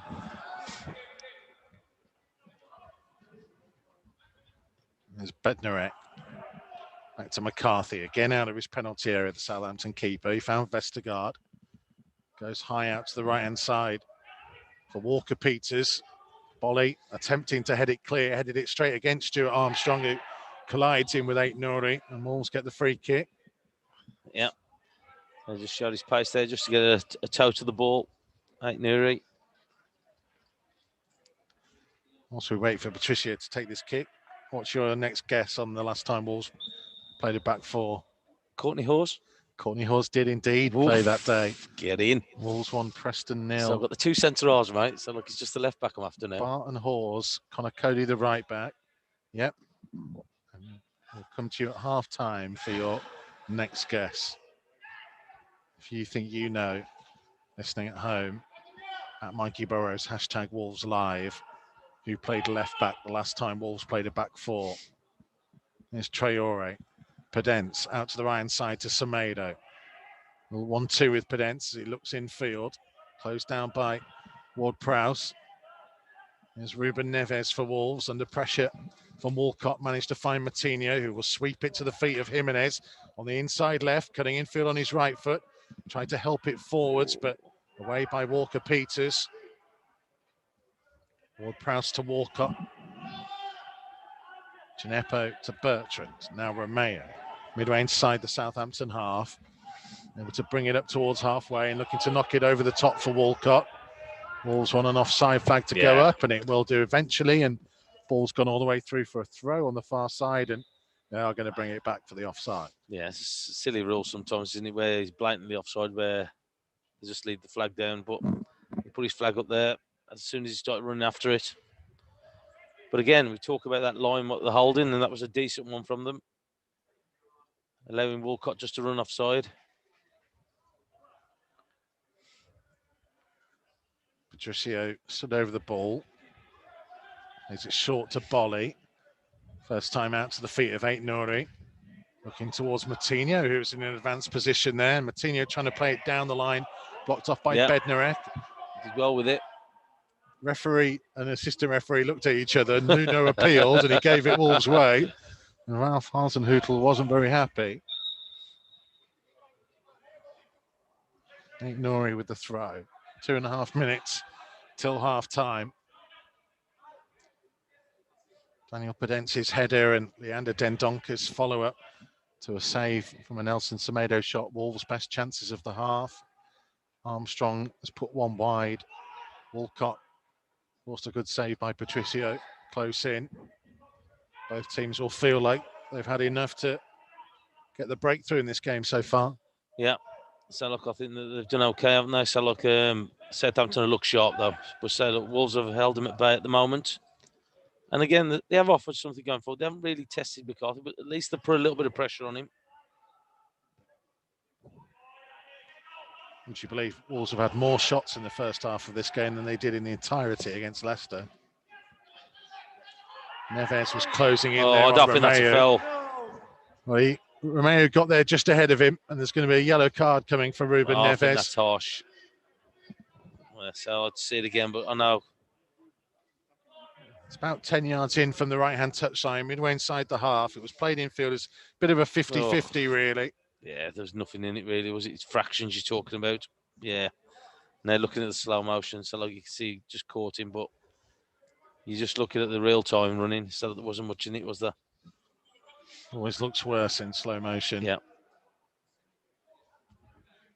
Ruben Neves first into the referee's notebook. Romeo coming to the side of the pitch.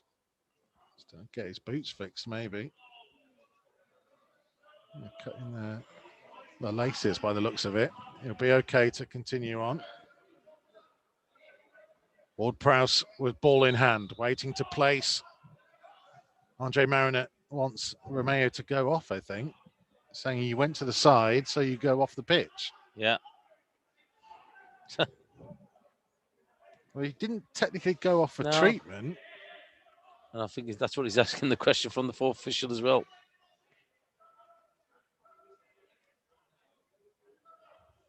He'll now take more time to get his boots sorted. Southampton on the attack, but temporarily down to 10. James Ward-Prowse, right-footed. Wolves trying to defend. They'll drop into their penalty area now. Neves got a touch to it. Jimenez and Moutinho working well to combine to try and get Wolves moving forwards. Jimenez up towards halfway. Romeo had just come back on the pitch. Now, was he waved on or not? That's the question that Wolves are asking. As Kilman intercepts at the other end. Because 1 minute is going to be added on here. If he wasn't waved on, he denied Wolves a clear counter-attack away there. Well, I'm just looking at Neves. I think they're asking that question to the referee. Was he waved on?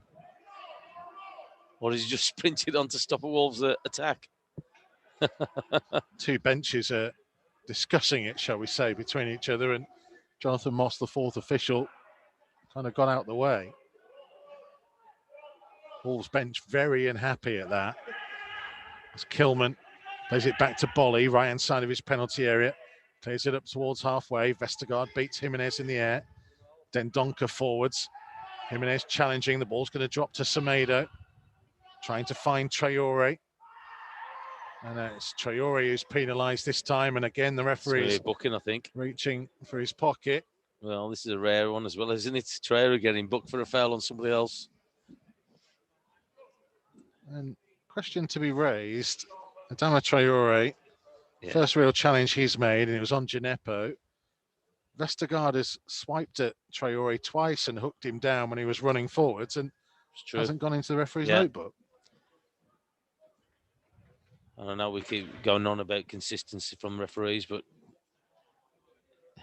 he should be letting that one go if he's not booked the other Southampton players. I say, if you're going to be allowing a couple of things to go, it feels a bit harsh. Yeah. To bring out yellow card on Traore there. Yeah, because there was no malice in it, was there? He's just a little bit late with the tackle. Just tried to nick it away. And that's going to be the final action of the first 45 minutes. Southampton dominating the possession, but Wolves dominating the chances on goal. Only the one shot on target as far as Saints are concerned. 5 for Wolves. Leander Dendoncker, Daniel Podence with perhaps the 2 best of them in a pretty entertaining first half all round. Yeah, it was. I look, and you can see Southampton and the reasons why they're up there in the league. They're sharp, they pass the ball well. But like I say, with Wolves' formation change, so I think they've done pretty well in that game. So the back four have stood strong. So like, they defended well. We've seen some good one-on-one defending. Kilman with a good tackle. So look, I think he'll be pretty happy with the way that the lads have worked, the way that the back four's worked. They've held a good line, but he'll just want a little bit more in that second half. More from Andy Thompson to come, and of course the thoughts of Chris Iwelumo and Carl Ikeme as well on Matchday Live Extra here from Wolves TV. Don't go anywhere. We're back very soon. Matchday Live on Wolves TV, powered by Blythe Group. Listen for free online at wolves.co.uk or on the move anywhere in the world via the Wolves app. Wolves TV, Matchday Live, powered by Blythe Group.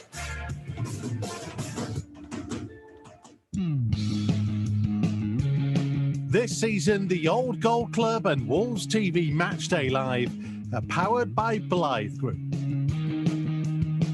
an industry-leading construction company and family-run business since 1982, driving investment and infrastructure across the UK.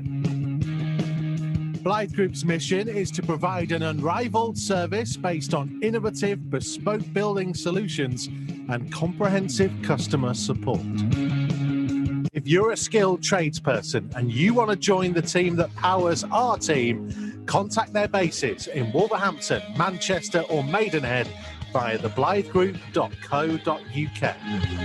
Blythe Group, big enough to deliver, small enough to care. The Old Gold Club has a new series, My Golden Game.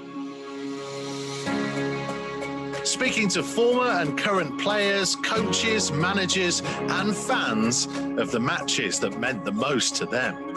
It's a club who I have in my heart, and I always keep following it. I've been back to Molineux on a few occasions, and I never got a good reception, and that hurt me a little bit. Not that I thought I deserved better, but maybe because of those 2 games against West Brom, where I scored 4 goals in 2 appearances.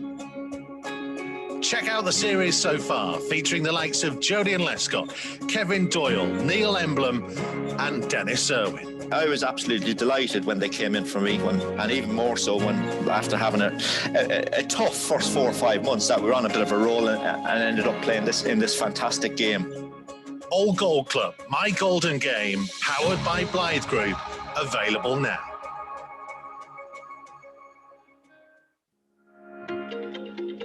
Wolves TV, the home of live uninterrupted radio commentary of every single Wolves game. Jimenez! Oh, you beauty! But But that's not all. Wolves TV also brings you extended and alternative match highlights, interviews with the team, behind-the-scenes features and training coverage, plus see every goal Wolves score from every angle. Jota on the volley, what a goal!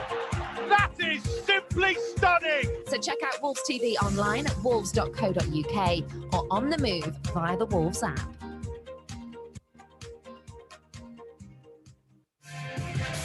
Wolves TV Matchday Live, powered by Blythe Group. Wolves TV Matchday Live, extra half-time here at Molineux. It is Wolves 0, Southampton 0. We'll get the thoughts of our pundits very shortly. Let me just run you through some of the stats of that first half because it makes pretty interesting reading, really. Southampton 61% of the possession, but Wolves 10 shots to Saints 5. 5 of Wolves' shots have been on target, 2 off target, and 3 of them blocked. Southampton just edging the corners 3-2. Wolves just edging the fouls 6-5 with those 2 yellow cards, 1 for Ruben Neves, 1 for Adama Traore. And as far as Wolves' pass success rate goes, 80% so far tonight compared to Southampton's 85. Chris Iwelumo, what have you made of the first 45? Yeah, I've been happy. I've been very happy with the performance. You know, I think Southampton seen a lot of the ball, but we're playing with intent. We're getting into the attacking third.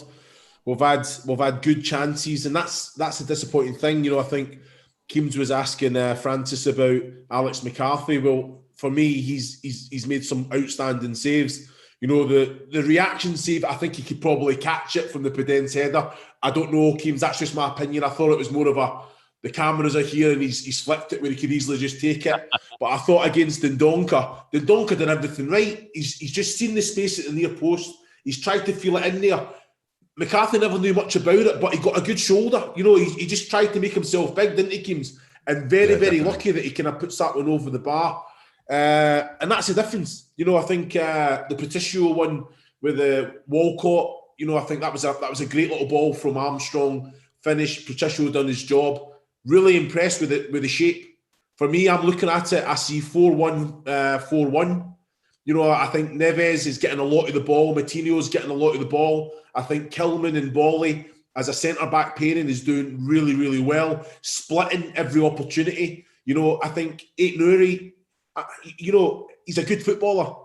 He's mobile. He's positioning, dropping back when need to, but obviously making those angles forward. I think Nelson Semedo, he does it naturally anyway.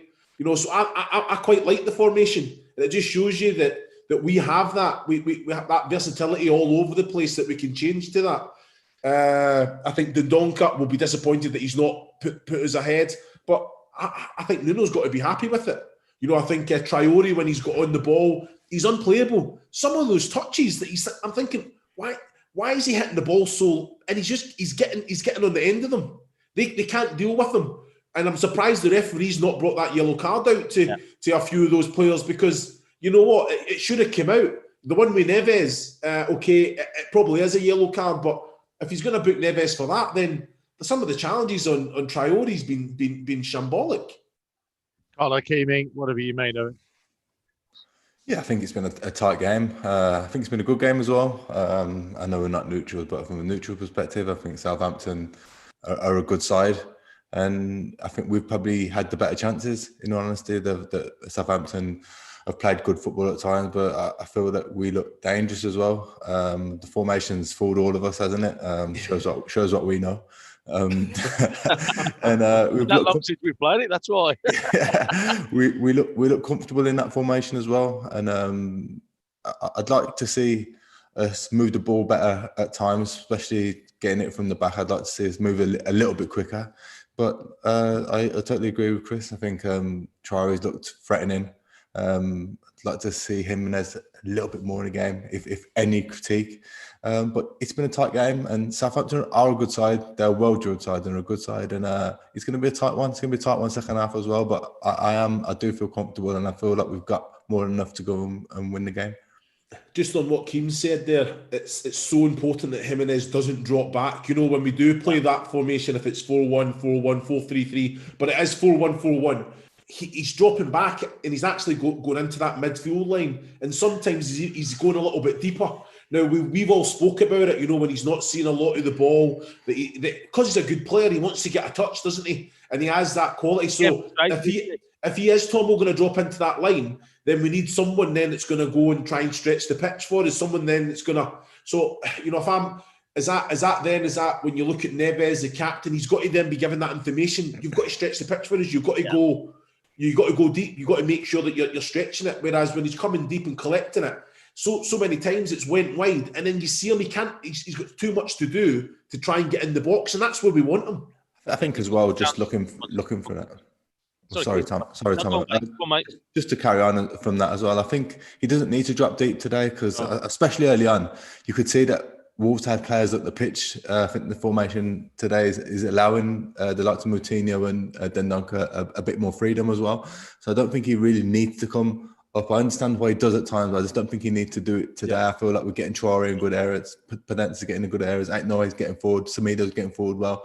I think I know we say it times having him, but we do really need him between the sticks today, and to be a threat between the two Southampton centre halves. So I think it's going to create more space for Traore, Podence, and the likes of Moutinho and then Duncan to start finding space.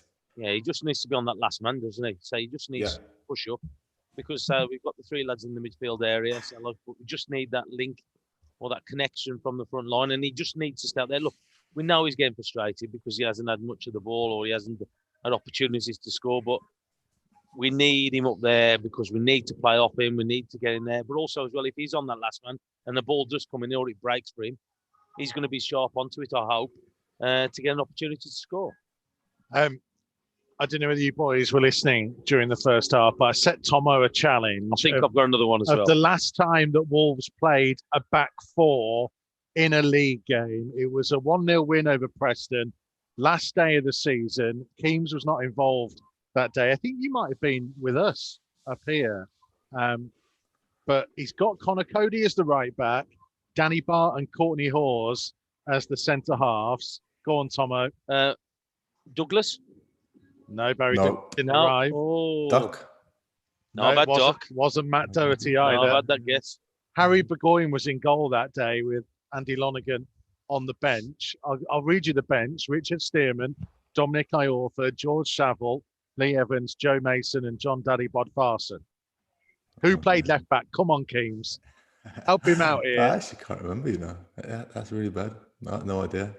I think he's still playing, but not in England. Just tell us, Mikey. We're not playing this game. I'm not playing this game. He was only there for the one season. Didn't play a huge amount, Keames. Mikey, I'm not playing. Not played.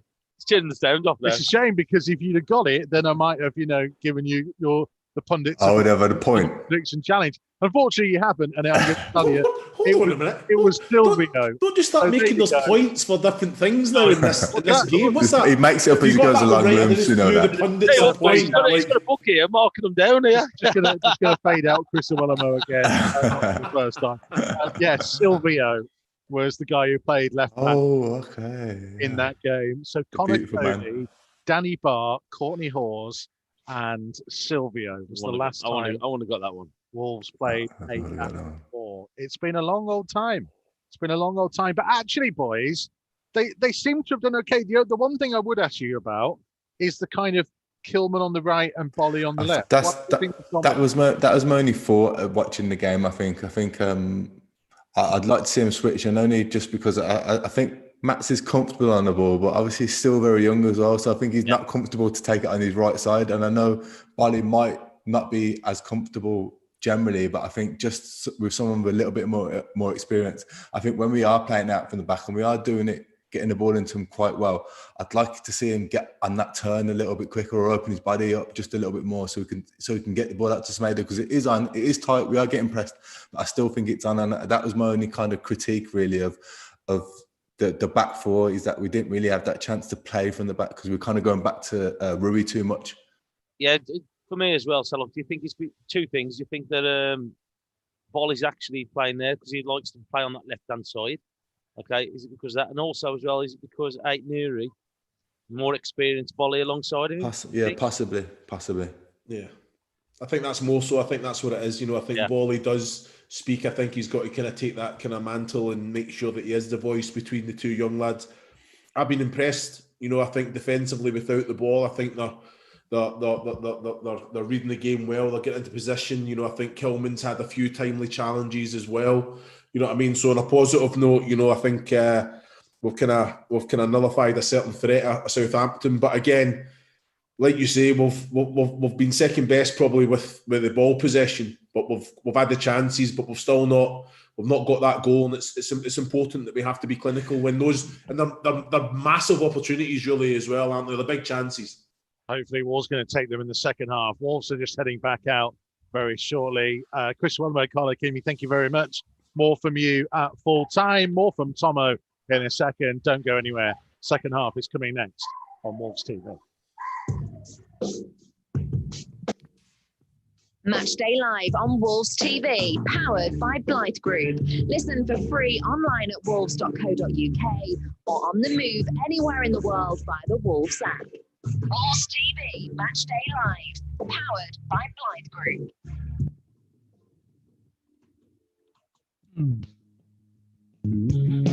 This season, the Old Gold Club and Wolves TV Matchday Live are powered by Blythe Group,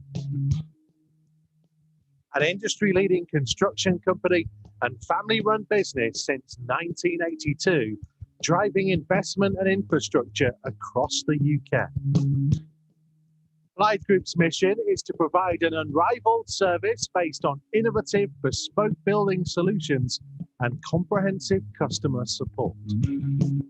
If you're a skilled tradesperson and you want to join the team that powers our team, contact their bases in Wolverhampton, Manchester or Maidenhead via theblythegroup.co.uk. Blythe Group, big enough to deliver, small enough to care. Matchday Live on Wolves TV, powered by Blythe Group. So back underway for the second half here at Molineux. It's Wolves 0, Southampton 0, and hopefully more to come from Wolves as they play from left to right as we look at it. Second half, attacking the Sir Jack Haywood South Bank, defending the Stancullis North Bank. Steve will stand on the far side. The man himself is sat a couple of rows behind Tomo in the director's box as we are at the front of the top tier of the Billy Wright stand. And a bit of defending to do here for Semedo as Gineppo gets to the ball in front of him. Southampton trying to work it forwards to Adams on the edge of the penalty area. Pulled backwards to Romeo, who looks to try and switch it for the run of Walker-Peters. Aït-Nouri got his head to it, and he'll get it back from Podence as Wolves try and work it clear. So a back four from goal. Semedo, Bolly, Kilman, and Aït-Nouri. As a cross goes whipped through the penalty area, nobody there. For Saints, it's Neves holding in midfield, Dendoncker and Matinho, and then Traore, Jimenez, and Podence. And interestingly, Tomo, it looks like Wolves have switched Bolly and Kilman over. Yeah, it looks like they have, haven't they? So look, we said in that first half that maybe the two reasons, maybe because of the playing along Aït-Nouri and Bolly plays on the left. Looks like they've gone to the more natural side now. It's Podence chesting it down for Matinho, finding Aït-Nouri, who can run it up to halfway, down the line into the feet of Daniel Podence, who's pulled wide left. Back to Matinho, infield to Neves, switching it towards Semedo, who just had to halt his run to wait for the ball to reach him. Semedo looking to make a little run in field and left-footed, inviting Aït-Nouri into the attack. Walker-Peters trying to close him down as Aït-Nouri's cross hits Walker-Peters and goes out of play for a throw. Yeah, good play from Semedo on this right-hand side. Never had that many options. Picked out the fullback on the other side. There come Wolves down the left. Aït-Nouri, ball in towards Podence, towards the edge of the area, trying to feed it infield to Dendoncker. There was just enough of a foot in there. Well, it was two, wasn't it? It's got to hold him two. Semedo, Traore, caught by Bertrand, free kick Wolves. Well, when are they going to start to actually get the yellow card out for them? So like it's consistent, and I think Traore's asking the same question. consistently, so like him again, keep catching him. It's at least 3 challenges made on him. But then he makes one and gets booked for it. What's the difference? So like again, consistency from referees we want. Andre Mariner is the man in the middle. See, an experienced referee as well. Yeah, 49. Well, in referees' terms, getting on a bit. Youngster, mate. 16th Wolves game he's taken charge of in his career tonight. Martinho's right-footed delivery went all the way through. It hit Dendoncker, and offside flag had already gone up against the Wolves attacking line. Well, I think it was Jimenez who went there. I think he caught him, and then what was he say, Dendoncker? Yeah, he's offside. They held a decent line. Volley as well. 3.5 minutes gone in the second half. A big advert on the big screen, by the way, is of your old mucker Steve Ball modelling the Wolves Christmas pyjamas. What are you made of this? I don't know, mate. So like he's getting everywhere, isn't he? He's a model now these days. Thing is, mate, he couldn't even see the screen from where he is. So Ball's had a play for a Wolves throw, just sort of halfway line. I just pointed to it, and he had no idea what was on there, mate. He had no idea. Because I think we only recently came past the obviously anniversary of the two of you coming over. Did you ever think back then that one day Steve Ball would be a pyjama model? I still don't think so either. So like, no, he's the answer to that one. Wolves throw just over the halfway line. Semedo with it. He's got Dendoncker coming short. Pedence is down the line. It's thrown to Pedence. It looked a little bit suspiciously like a foul throw. Yeah, we did. Southampton thought so. Nobody else agreed. Here's Ait Nouri. 4.5 minutes gone at the start of the second half. Kilman. And to switch the play out to Traore. Just hung in the air a little bit, and that allowed Bertrand to clear to halfway. Semedo ahead of Walcott, back to Bolly. Southampton with McCarthy in goal, Walker-Peters, Bednarek, Vestergaard and Bertrand the back four. Armstrong, Ward-Prowse, Romeu and Gineppo the midfield. Walcott and Adams up top. Walcott stayed down from a hefty challenge, and in the meantime, Traore has won the ball back here, and he's threatening to race all the way through the Southampton back line. It's Traore into the penalty area, trying to lift his cross to the far post, too much on it, and it's behind for a goal kick. Yeah, they're still arguing from their dugout from a better fell on Walcott, but I just thought he could have just gone a little bit more there, couldn't he? I thought that he just hesitated a little bit, Traore.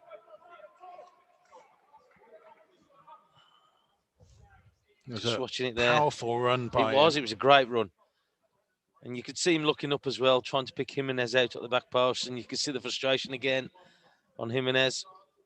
Nah, he's gone to ground. I'm watching that replay again with Bolly. Bolly on Walcott. Yeah, I don't think there's that much in it for me. Free kick taken, goal kick taken short. Whipped out to the right-hand side. Walker-Peters, infield to Romeu. For Vestergaard. Traore slid in there. Was very close to nipping the ball. I'm still trying to work out how that got past him there. So, because he went straight between his legs, I think. Any contact or firm contact on it, he's getting it. And he's away. Just over 6 minutes gone in the second half. Wolves 0, Southampton 0. Ward-Prowse's ball forwards. Gineppo missed it. Semedo clears to halfway. Ward-Prowse nodding down. Martinho got a toe to it to flick it towards Ait Nouri. And he plays it back towards him. And Ait Nouri using his pace and infield to Pedence. Pedence into the penalty area. On his left foot striking, and McCarthy palming it behind for another Wolves corner. And Daniel Pedence again creating a really impressive Wolves counter-attack. Couldn't quite provide the finishing touch. Yeah, it was good play from Ait Nouri down that left-hand side as well. Using his pace again down that left-hand side. Picked out the pass to Pedence. He just took it on his left side. He's tried to go near post. Yeah, he has. And so I probably needed a bit of hard and low. So it was a nice height for McCarthy. Martinho's corner taken short to Ait Nouri. He's having to play it back to Martinho. Closed down sharply.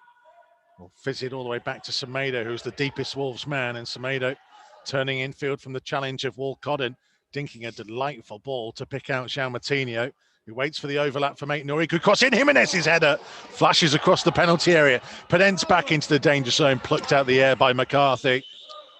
Well, Raul Jimenez, the form that he's been in this season and over the last couple of seasons, you just expected that ball to find the far corner. Yeah, he never got the contact he wanted. Again, his little jump after it because he knows he hasn't got the solid contact what he thought he could get on it.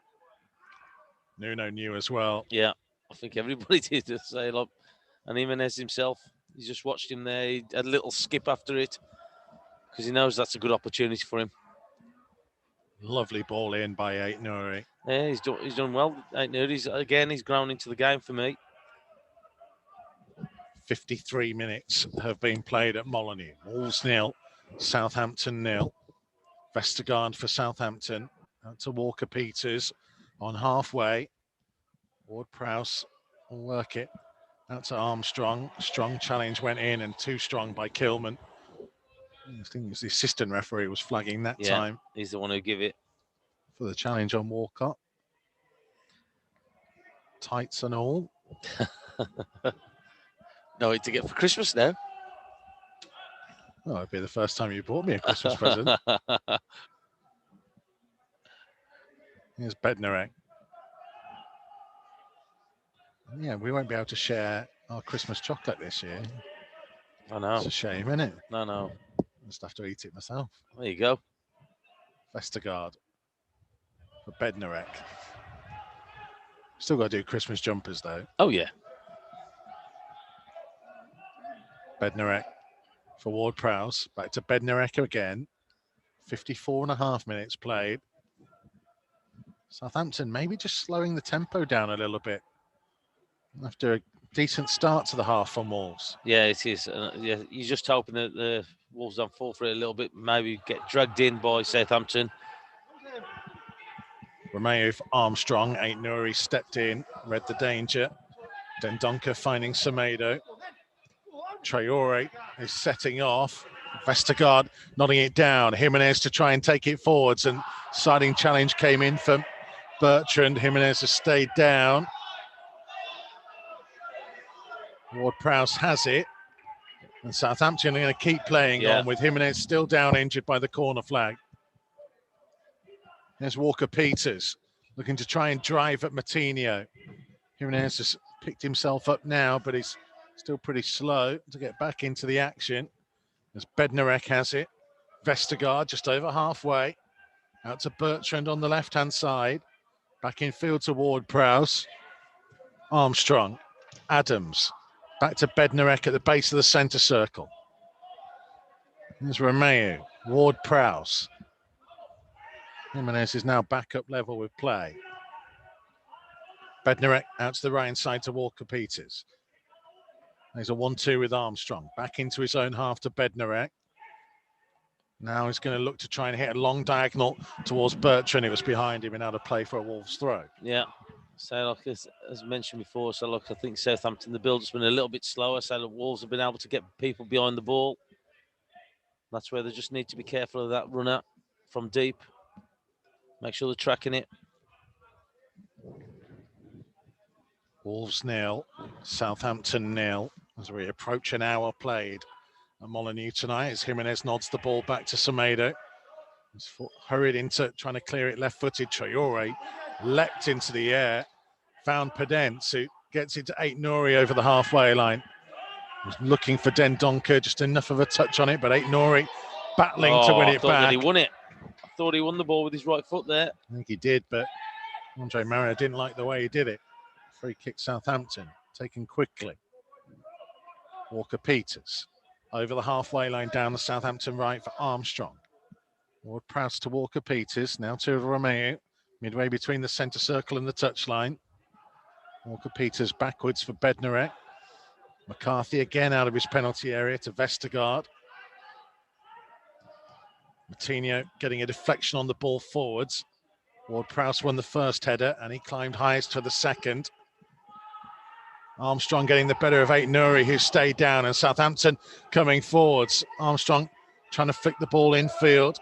Gineppo, 30 yards from goal, lifting it to the right side of the penalty area. And Kilman with the first block, and it's fired dangerously in, and Walcott taps home. Southampton lead. The breakthrough is there. Kilman got a block on the first cross, but it was put back into the danger zone. And Walcott arriving unmarked at the far post with a simple tap in. Wolves 0, Southampton 1. Yeah, so look, Aït-Nouri staying down there, so referee not giving anything. Southampton not stopped playing. That's twice they've done that now with Jimenez. Didn't really see anything much in the challenge there, but they had chances to get rid of it. And Walcott's just at that back post, simplest of efforts, just to put it in. Oh, Semedo caught napping a little bit. Yeah, just went through Kilman's legs, I think, as well. Thoughts on the challenge of Armstrong and Aït-Nouri there? I didn't see that much into him. I'd like to see the replay again. I didn't see that much of a challenge on him. So he's unlucky there, Kilman.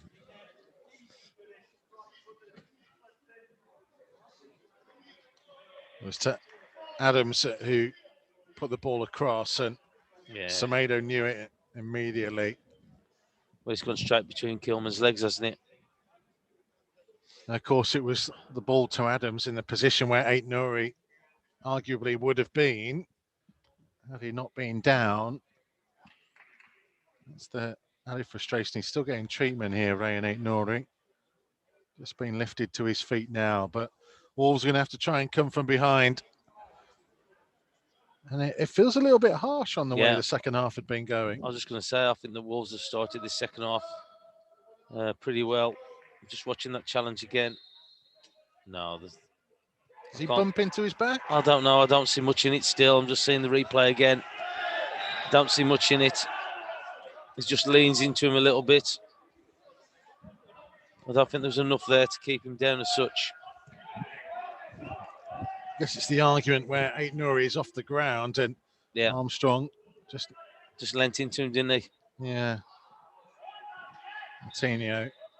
It's a free kick just short of the halfway line.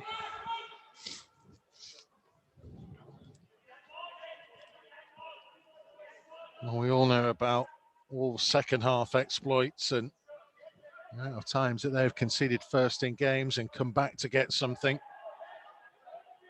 They did so twice against Southampton last season. And they make it a hat-trick. Here's Martinho. Trying to sweep it out. Good ball to get Semedo charging forwards, and an early one down the line for Adama Traoré. Traoré up against Vestergaard. Left-footed cross into the near post. Comfortably saved. You hear a voice in the background that's actually Steve Bull. Was shouting there. Well, he's talking me through the game here, mate. It's Aaliyah. The Bully's comment there was first time to Traoré. Yeah. I think you'd agree, wouldn't you? I would, yes. It's a good ball to him. Well, I've had this commentary all afternoon, mate. All evening, I should say. Sorry. Get him a pair of headphones next time. Neves came off his head out of play for a Southampton throw. Just over the halfway line. Bertrand to take it. Nuno's it deep in conversation with Rui Pedro Silva down in the technical area. As Gineppo comes down the left-hand side up against Bolly. Bolly stepping across, and it will go behind for a goal kick. Yeah, once he's alongside him, say, just edges him out, doesn't he? Bolly, good defending again. Big hello to Jared, who's listening in from Texas in USA. Happy Monday from Rob in Calgary. He's had to be watching on mute during a work meeting. There's Gineppo, just plays it off Semedo. Southampton throw on the halfway line.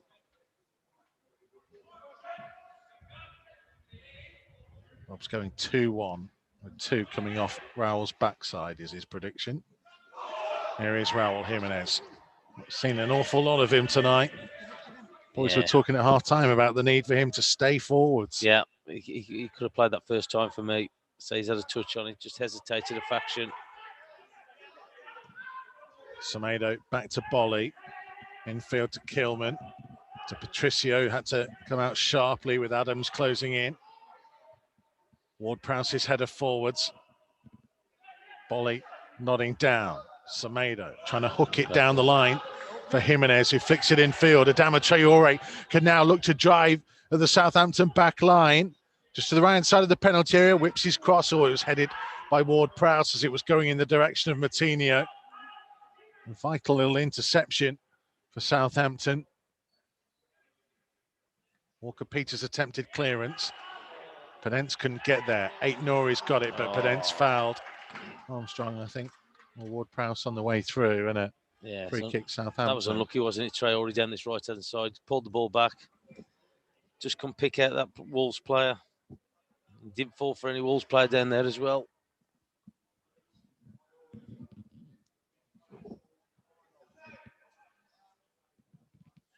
Ward-Prowse slow to pick himself up, and Pedence had to go and collect the ball. Well, they'll be in no rush for anything now, will they? They'll take the time with every situation they get, just to run that clock down a little bit.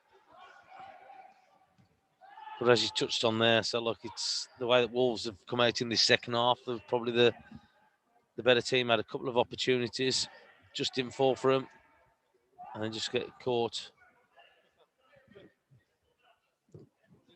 Here's Semedo over the halfway line, looking to run at Gineppo. Did well to get past him. Was closed down by two players though, and Wolves are again asking the question of the officials. Yeah. Nuno very frustrated down in front of us, arms fully outstretched. Well, I thought that was a bit of a foul on Semedo, and I think that's what they were arguing about on the Wolves bench. Bertrand with the ball in hand, slowing things down, drying the ball on his shirt, creeping forwards, stealing a few more yards. He throws it down the line. Semedo's header forwards.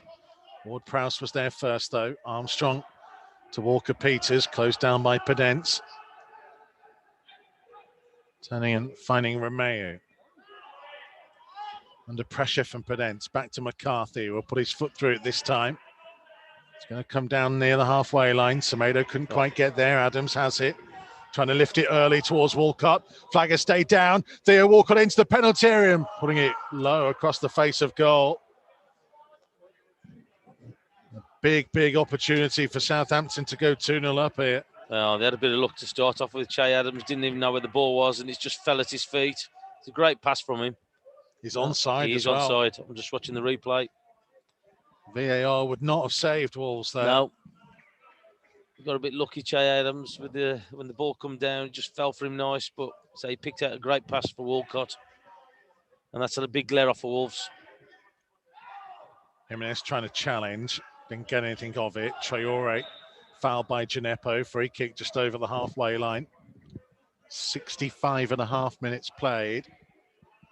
Pedro Neto is being called back to the bench. His introduction could well be imminent. Volley to Neves here. And to try and lift it early towards the run of Jimenez. Jimenez has taken it well onto his right foot. He tried to go for something audacious and lift it over the top of McCarthy and didn't quite get the connection. Yeah, you could see what he was trying to do. He had a little look. Could see McCarthy out of his goal.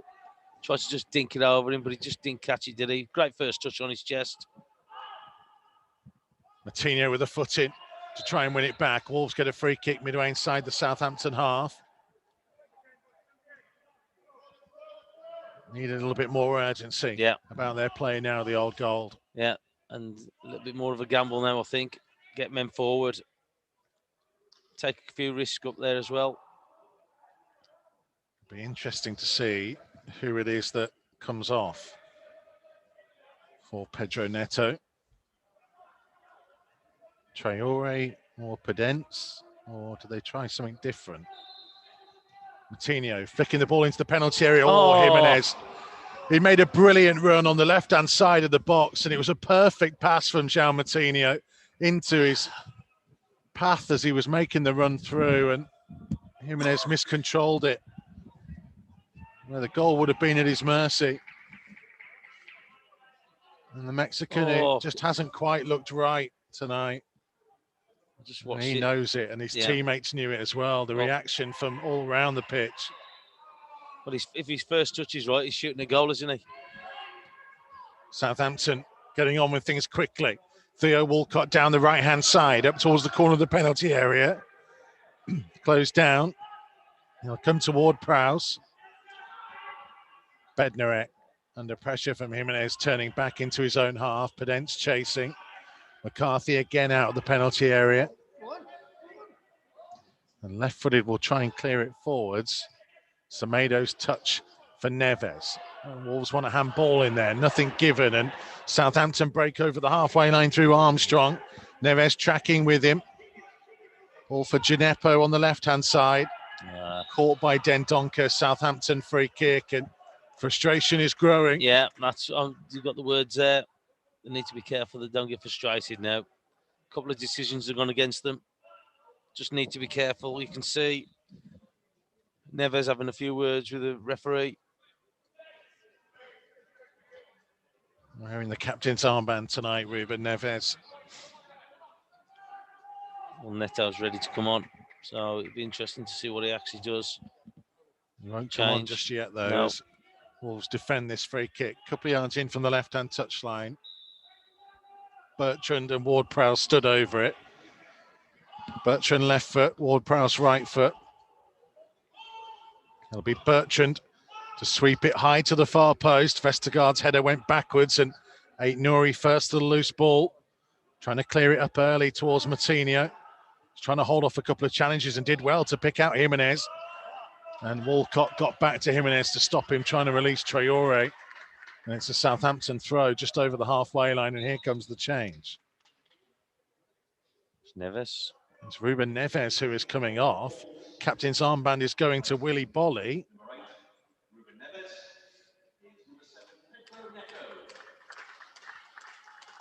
So they're taking off the holding man in midfield.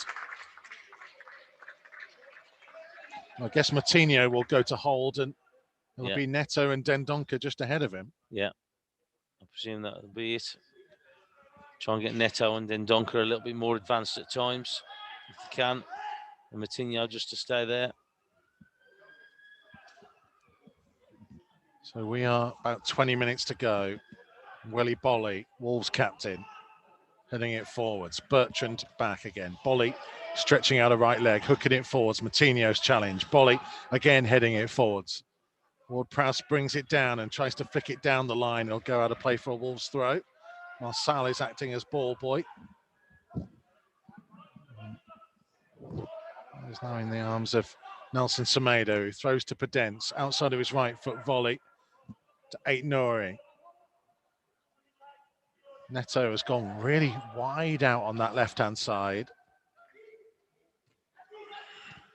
I mean, in many respects, Wolves are effectively playing 4-2-4 now. Jimenez with a flick on. Traore trying to race down the right-hand side. And he's got the better of Bertrand here. Traore into the penalty area to Pedence. Helps it on. It's Pedro Neto. One touch and then the strike. It's blocked by Walker-Peters. Neto still has it. Can he find room to get the cross in? It's a low to the near post, and Bednarek is there. And with his second touch, he hoofs it clear. Oh, it's a good chance, wasn't it? Opened up beautiful for him. Southampton, though, threatening a counter-attack. Armstrong for Gineppo. Out to Adams over the halfway line on the left-hand touchline. Back into his own half to Bertrand. It was a clever early touch by Pedence to Pedro Neto. Yeah, but just before that, I thought Traore was going to go himself. Thought he was just going to have a little touch out to his right-hand side and hit it himself out there. 18 and a half minutes played. Ball up towards Adams. Headed down by Bolly to Dendoncker. Kilman. Moutinho on the turn. Finding Aït-Nouri. Aït-Nouri turning back infield. Moutinho just up towards the halfway line. To the left of the centre circle. To the feet of Jimenez. To Dendoncker. Now to Traore. Semedo's already set off on the outside of him. Traore up against Gineppo, away from one challenge, away from two, to Jimenez in the penalty area, and across came the challenge of Bednarek, and he saves the corner as well.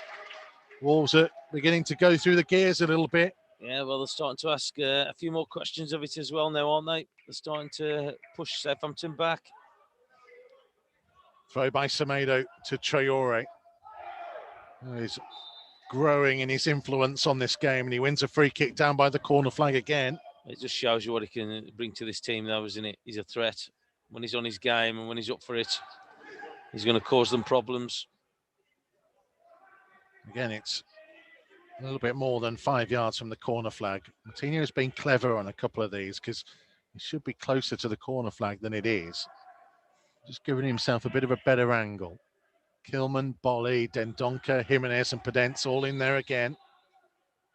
Here comes Martinho's delivery into the danger zone. Bolly tried to get there. Dendoncker did. Kilman hooking it goalwards with his right foot, but a long way high and wide and behind for a goal kick. Yeah, with his weaker foot as well, wasn't he? Couldn't get over the top of it.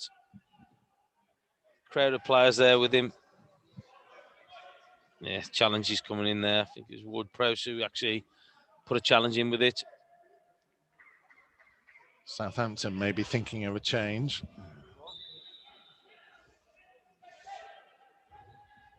Connor Cody on our screens, wrapped up warm.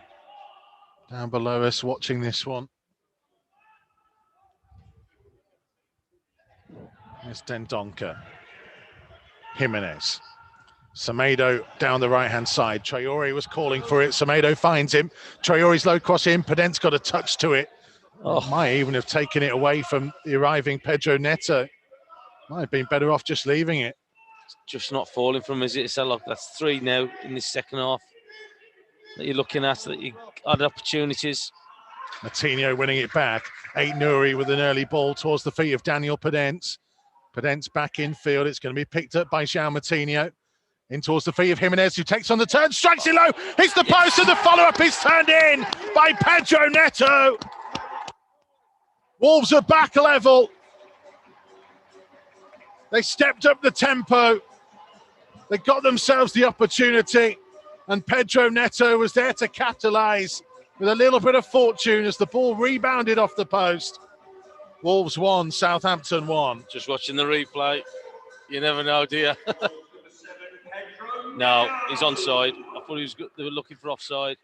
It's a goal. Not even close. It's a great little ball from Martinho. Great touch. Yes, well followed up. Well followed up. Pedro Neto's second goal of the season. Yeah. On his 10th appearance. Well, they've definitely created opportunities, haven't the Wolves? So they've looked like they could cause Southampton problems. You were hoping that they were going to get the goal, and they did. Now we just got to try and get that winner.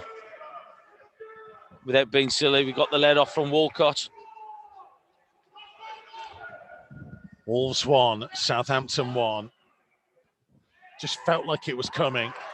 Here's Dendoncker to Martinho. Wide to the left-hand side to Pedro Neto. Neto with a cross from deep. It's too deep. It's all the way through for a goal kick. Yeah, just you could see he was trying to just curl it in, wasn't he, for in Traore or Jimenez.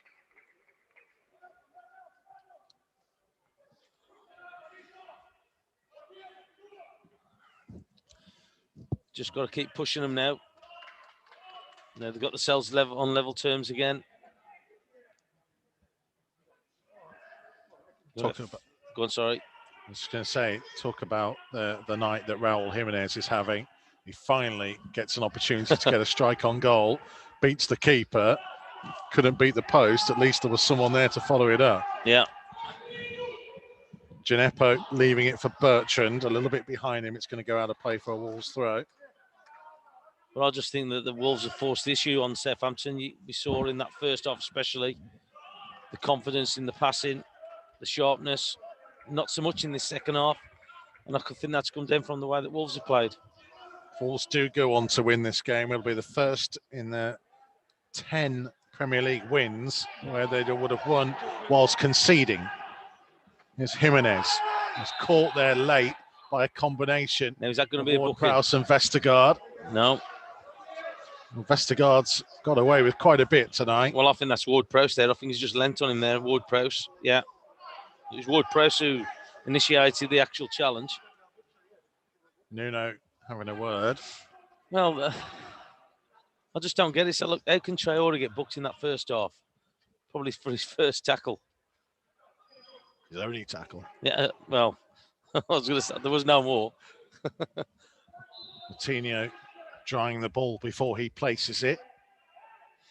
It's what, 35 yards from goal on the diagonal? Yeah. Slightly less. 30 yards. It's a long way to the right-hand side. Southampton's defensive line on the edge of the penalty area. Can Moutinho pick someone out?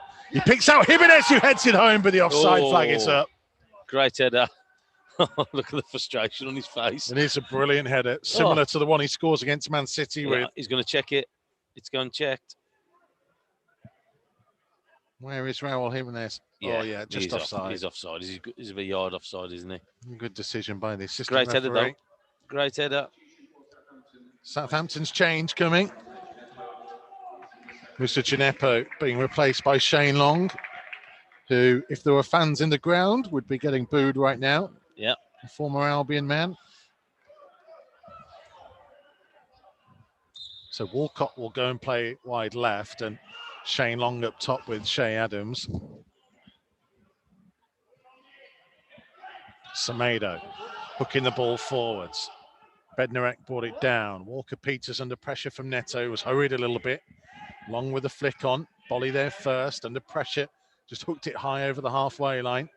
Traore has got away from two challenges and finds Pedence, who looks to play it down the left-hand side for the run of Pedro Neto. Neto trying to beat his man, Walker-Peters. Walker-Peters got a toe to the ball. It's a Wolves corner. Yeah, so look, it's good pressure and good play from Wolves, isn't it, in this second half? We've got the bit between the teeth now as well. Got themselves on level terms. Just about 10 minutes to go, just over, plus time to be added on. Wolves 1, Southampton 1. Moutinho's corner taken short. Neto trying to whip his cross in, and it came off the head of Vestergaard and looped towards the far post and behind for another corner. Yeah, it was great balling, wasn't it, from Neto? Had pace on it, had the bend on it. Could have gone absolutely anywhere off the defender. He's fortunate that he actually went out for a corner. Feels like the momentum is with Wolves now. Yeah, it just seems that Neto's just getting that little bit of more of a spark and the uplift, hasn't it, when he's come on. Moutinho has completed the long jog from left to right in front of the South Bank. Neto has come all the way with him as well. Moutinho, though, will whip it in first time, hanging delivery. McCarthy punches, comes all the way through to Ait-Nouri. He plays it down the line for Daniel Pedence. Tried a reverse ball back infield to Dendoncker, but it was intercepted. Here's Ward-Prowse. Ait-Nouri challenges, bringing it back for the foul on Adams in the build-up to that mini breakaway. Yeah, I would just like Pedence just to put that in with his left foot. I know he's tried to drag it back and pick out the player, but I think it was still a good opportunity there, just to hit it with his left foot and curl it in. We are getting towards that time where we question, is there to be late drama as the goalkeeper's kick goes all the way through to his opposite number, Rui Patricio. I just think that we just need to be careful. I think that we've got momentum going forward now. I just think we need to be careful we don't leave things open. Patricio's kick towards Jimenez, who'd pulled out to the right-hand side, trying to play it down the line. Traore just couldn't quite take it in his stride. Bednarek will clear it up towards halfway. Adams just it down for Armstrong. Leaves it for Theo Walcott. Back in field to Romeu. Post down by Traore. Traore's won the ball from him with a strong shoulder-to-shoulder challenge. And now infield towards Pedro Neto. He and Walker-Peters missed it. Dendoncker out to Jimenez on the left-hand side. Here comes Ait-Nouri on the overlap to the byline. Low cross blocks off. And Walker-Peters can hoof the ball clear. No, he's got it better for me. He's had a couple of chances to put the ball into a decent area. He's got to deliver a better ball than that. It's a great opportunity there. We're going to see Vitinha coming on. He's not been involved for a couple of matches. Just watching the challenge from Traore, he just shoulder boards him out the way, doesn't he? He's not even been on the bench since the Fulham game. His last outing was as a sub at West Ham for Vitinha. He did play the game for the under-23s at Crystal Palace a couple of weeks ago. Semedo has lost out to Walcott. Morris King giving us a Southampton throw. who was right in front of the Wolves bench. And as you can imagine, they are pretty vocal about feeling that it should have been given their way. What? As was Bully, a couple of rows behind us. Bolly with a header forwards. Jimenez couldn't quite get there. Oh. Neto so close to stealing it. Moutinho has stolen it. Here's Jimenez trying to play it on here for Pedro Neto into the penalty area. Neto striking, saved by the feet of McCarthy. Comes out to Jimenez on the edge of the box, trying to tee it up for Podence, who tries to curl it. Oh. And it hits Ward-Prowse and goes behind for a corner. Just looking at Moutinho there. He's screaming for the ball. He's free, and he's just gone down to his to the ground. Oh, good tackle though from him. 83 minutes have been played. Oh. Moutinho's corner, right-footed from the left-hand side. Taken short. Ball pulled back to Aït-Nouri. Left-footed cross. Deflection will go through for another corner. Moutinho's going to look like he's going to come on, doesn't he? Vitinha stripped and ready. Final instructions coming from Nuno.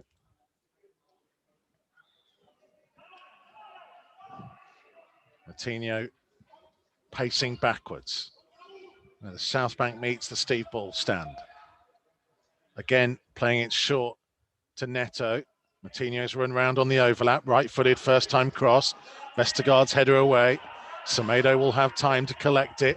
Looks to try and lift it out towards the left-hand side. Headed away by Walker-Peters. Aït-Nouri. Back to Bolly. First time wide for Neto. Neto setting himself to cross from deep. Instead, we'll play it short to Moutinho. Back out wide to Pedro Neto again, up against Walker-Peters. Trying to go past him on the outside. Attempted cross blocked. Wolves throw 10 yards from the corner flag. And here comes the change, and it's Daniel Podence who will be replaced. And Podence running off behind the goal to allow Vitinha to get on and Wolves to get on with it. Yeah.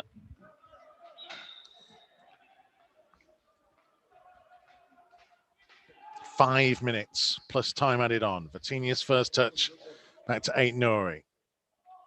Jimenez trying to turn down the left-hand side. Another Wolves throw. Yeah, it's like Jimenez into being the set. I know he wants to go out there and help out and support. Just want him in the penalty area. Aït-Nouri trying to force his way down the left. Just ran out of room and lost his footing. Think of the youth that's out there as well, by the way, now. Yeah. Neto, Aït-Nouri, Vitinha, Kilman.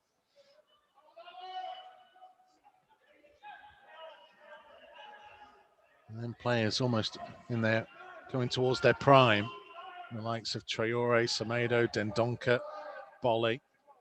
This is a young Wolves team. And just the sprinkling of experience of João Moutinho on top. Traoré with a flick on. Jimenez bravely with the first touch. Couldn't quite get to the second though. Bertrand closed in.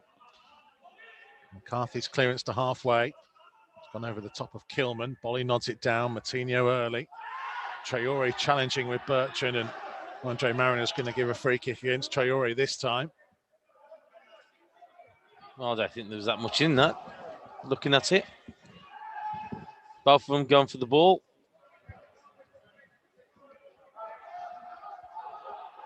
There's Bednarek. Walker-Peters back to Bednarek. Midway inside his own half.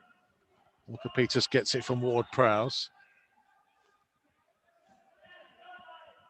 Trying to play it up early towards Long, but Aït-Nouri's won it back. Kilman to Dendoncker to Bolly.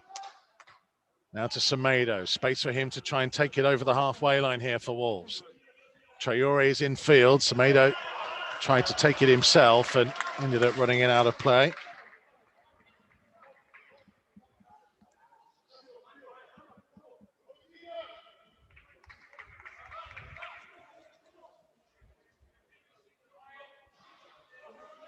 Bertrand with the throw. 3 minutes to play. Is there to be a winner? Bertrand's throw down the line. Bolly with a foot in. Dendoncker and Moutinho nearly gone each other's way. Dendonker's won it back though. You can hear Bolly screaming to get out of the way. There's Neto. Oh. Then Donker infield to Moutinho in the centre circle, but looking forwards. Now trying to find Jimenez. A little clever flick to Traore. Just held up by Walcott. Still has the ball though, Adama Traore. And he tried a little bit of trickery, and Walcott, well, Theo Walcott has just fallen to the floor there without anybody anywhere near him and got a free kick.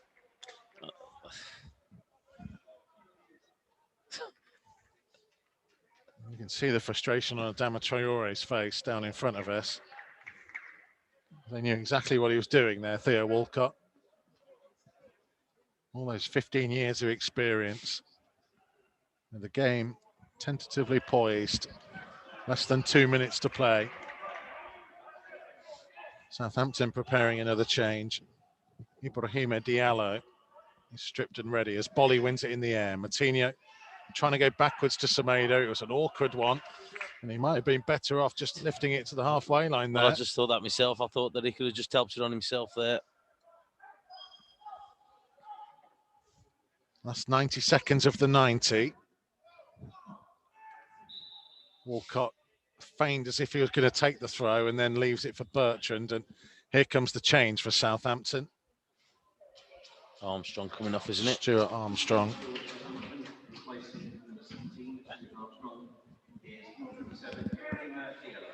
Ibrahima Diallo is on. I think they've just signalled there. There's going to be 3 minutes, I think. Is there enough time for Wolves to complete the comeback? Bertrand with a throw. Pretty much level with the edge of Wolves' penalty area down the Southampton left. Thrown down the line for the run of Adams. He's trying to hold it up by the corner flag. It came off Moutinho. It's a Southampton throw. Southampton again eating up plenty of time. It doesn't seem like desperate to try and win it. No, just need to be careful now. Just don't get an opportunity. Walcott by the corner flag, plays it off Moutinho for a Southampton corner. As we tick over to the 90-minute mark. 3 minutes is indeed the time that's going to be added on. Tomo's looking very chuffed with himself that he saw that on the fourth officials board early. I didn't actually. I saw the gentleman for the television signalling. Well done. It's okay. Thought I'd use inside information. Ward-Prowse's corner, right-footed from the left-hand side. Wolves have got everybody back within 12 yards of their own goal here. It's going to be whipped in, right-footed to the near post. Away by Jimenez. Ward-Prowse collects the loose ball. Backwards to Bertrand. Jimenez has gone chasing him, and good pressure by the Mexican. Forces it back to McCarthy midway inside his own half.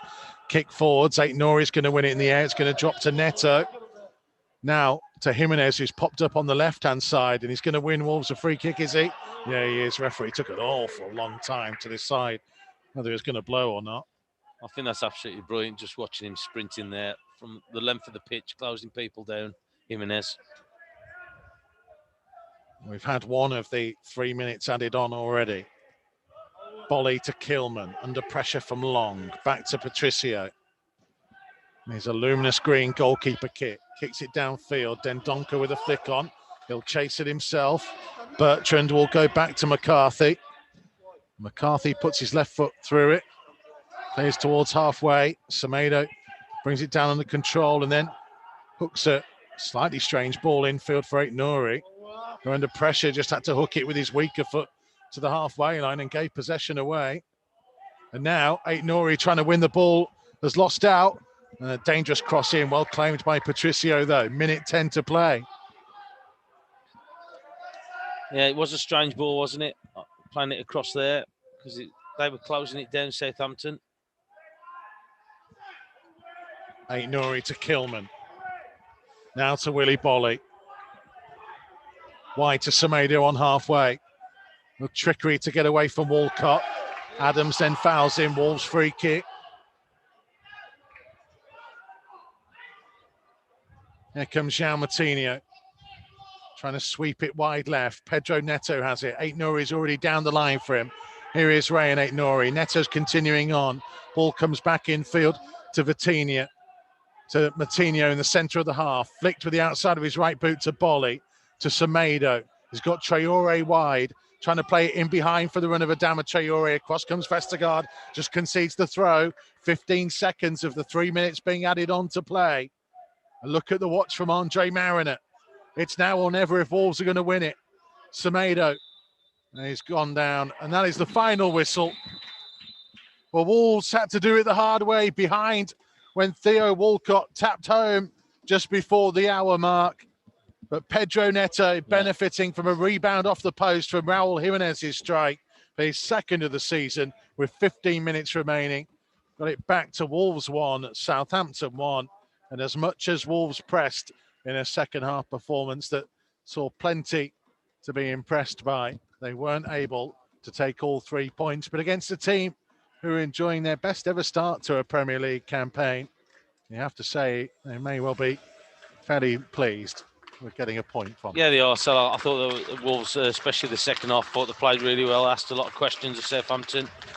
The pace died a little bit from Southampton, what they had in that first half, where it was passing sharp and crisp. But say Wolves had some good chances. Wolves a little bit more rub of the green. They would have had that 2 or 3 goals in that game. But look, say a good performance coming back after the international break. Changing formation, looked good. So they look comfortable. And look, I think they'll probably be a little bit disappointed that they didn't get all 3. It's one of those, isn't it, where, I mean, look at the stats here. First half, Wolves had 40% of the ball. Second half, they edged it, 52%. Yeah, it does in the me. second half. They had 10 shots in the second half. They had 10 shots in the first half, 4 of which were on target second half, 3 off and 3 blocked. Southampton only had 2 efforts in the second half. Yeah. Of course, one of which was the goal. So on the balance of the whole 90, you'd say Wolves maybe just edged it. I think they did. I think that especially the second half, I thought that they definitely edged it in that second half. I don't think there was much in it in the first half, but again, we got caught a little bit. I think Kilman is a little bit unfortunate about the ball going through his legs after initially. He got a little bit of a touch on it just before that. But look, so they've come out with a 1-1 draw with a team that's flying, that's doing really well, who's above them. But it just shows you that they could have won this game with the opportunities what they had, especially, I think, for me, in that second half. More from Tomo to come. We'll also get the thoughts of Chris Iwelumo and Carl Ikeme on Wolves TV. Matchday Live Extra. Don't go anywhere. Our post-game show is coming next. Matchday Live on Wolves TV, powered by Blythe Group. Listen for free online at wolves.co.uk or on the move anywhere in the world via the Wolves app. Wolves TV, Matchday Live, powered by Blythe Group.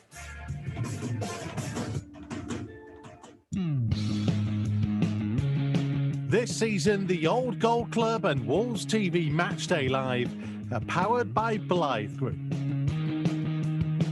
an industry-leading construction company and family-run business since 1982, driving investment and infrastructure across the UK. Blythe Group's mission is to provide an unrivaled service based on innovative, bespoke building solutions and comprehensive customer support. If you're a skilled tradesperson and you want to join the team that powers our team, contact their bases in Wolverhampton, Manchester or Maidenhead via theblythegroup.co.uk. Blythe Group, big enough to deliver, small enough to care. The Old Gold Club has a new series, My Golden Game. Speaking to former and current players, coaches, managers and fans of the matches that meant the most to them. It's a club who I have in my heart, and I always keep following it. I've been back to Molineux on a few occasions, and I never got a good reception, and that hurt me a little bit. Not that I thought I deserved better, but maybe because of those 2 games against West Brom, where I scored 4 goals in 2 appearances. Check out the series so far, featuring the likes of Jodie Lescott, Kevin Doyle, Neil Emblem and Dennis Irwin. I was absolutely delighted when they came in from England, and even more so when, after having a tough first 4 or 5 months, that we were on a bit of a roll and ended up playing in this fantastic game. All Gold Club, My Golden Game, powered by Blythe Group, available now.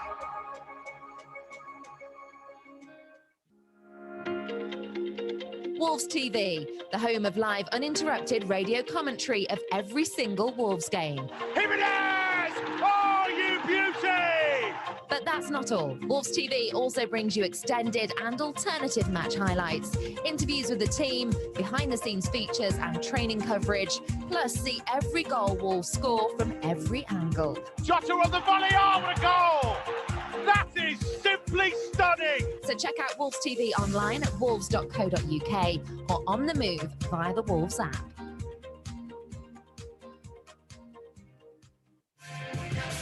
Wolves TV Matchday Live, powered by Blythe Group. So full time here at Molineux tonight then, Wolves 1, Southampton 1. Wolves continue their little unbeaten record against the Saints here at the Golden Palace. Carl Ikeme, come to you first. This time, what did you make of that 90 minutes? Was it a fair result in the end, or should Wolves have won it? Yeah, I think it was a fair result. You could argue that we maybe edged it in chances, possibly, but Theo Walcott had a good chance second half as well. I thought we started off the second half well, then looked a bit disjointed for 10-15 minutes, and then I think when Neto come on, it just gave us a burst of energy again, and we looked good again. So I think it was a tight game. So I've been really impressed with Southampton this season so far. So I know we expect to win games against Southampton and teams around us, but I think it was a fair result. A fair result on the whole, and I won't be arguing too much that we should have won or should have lost it either.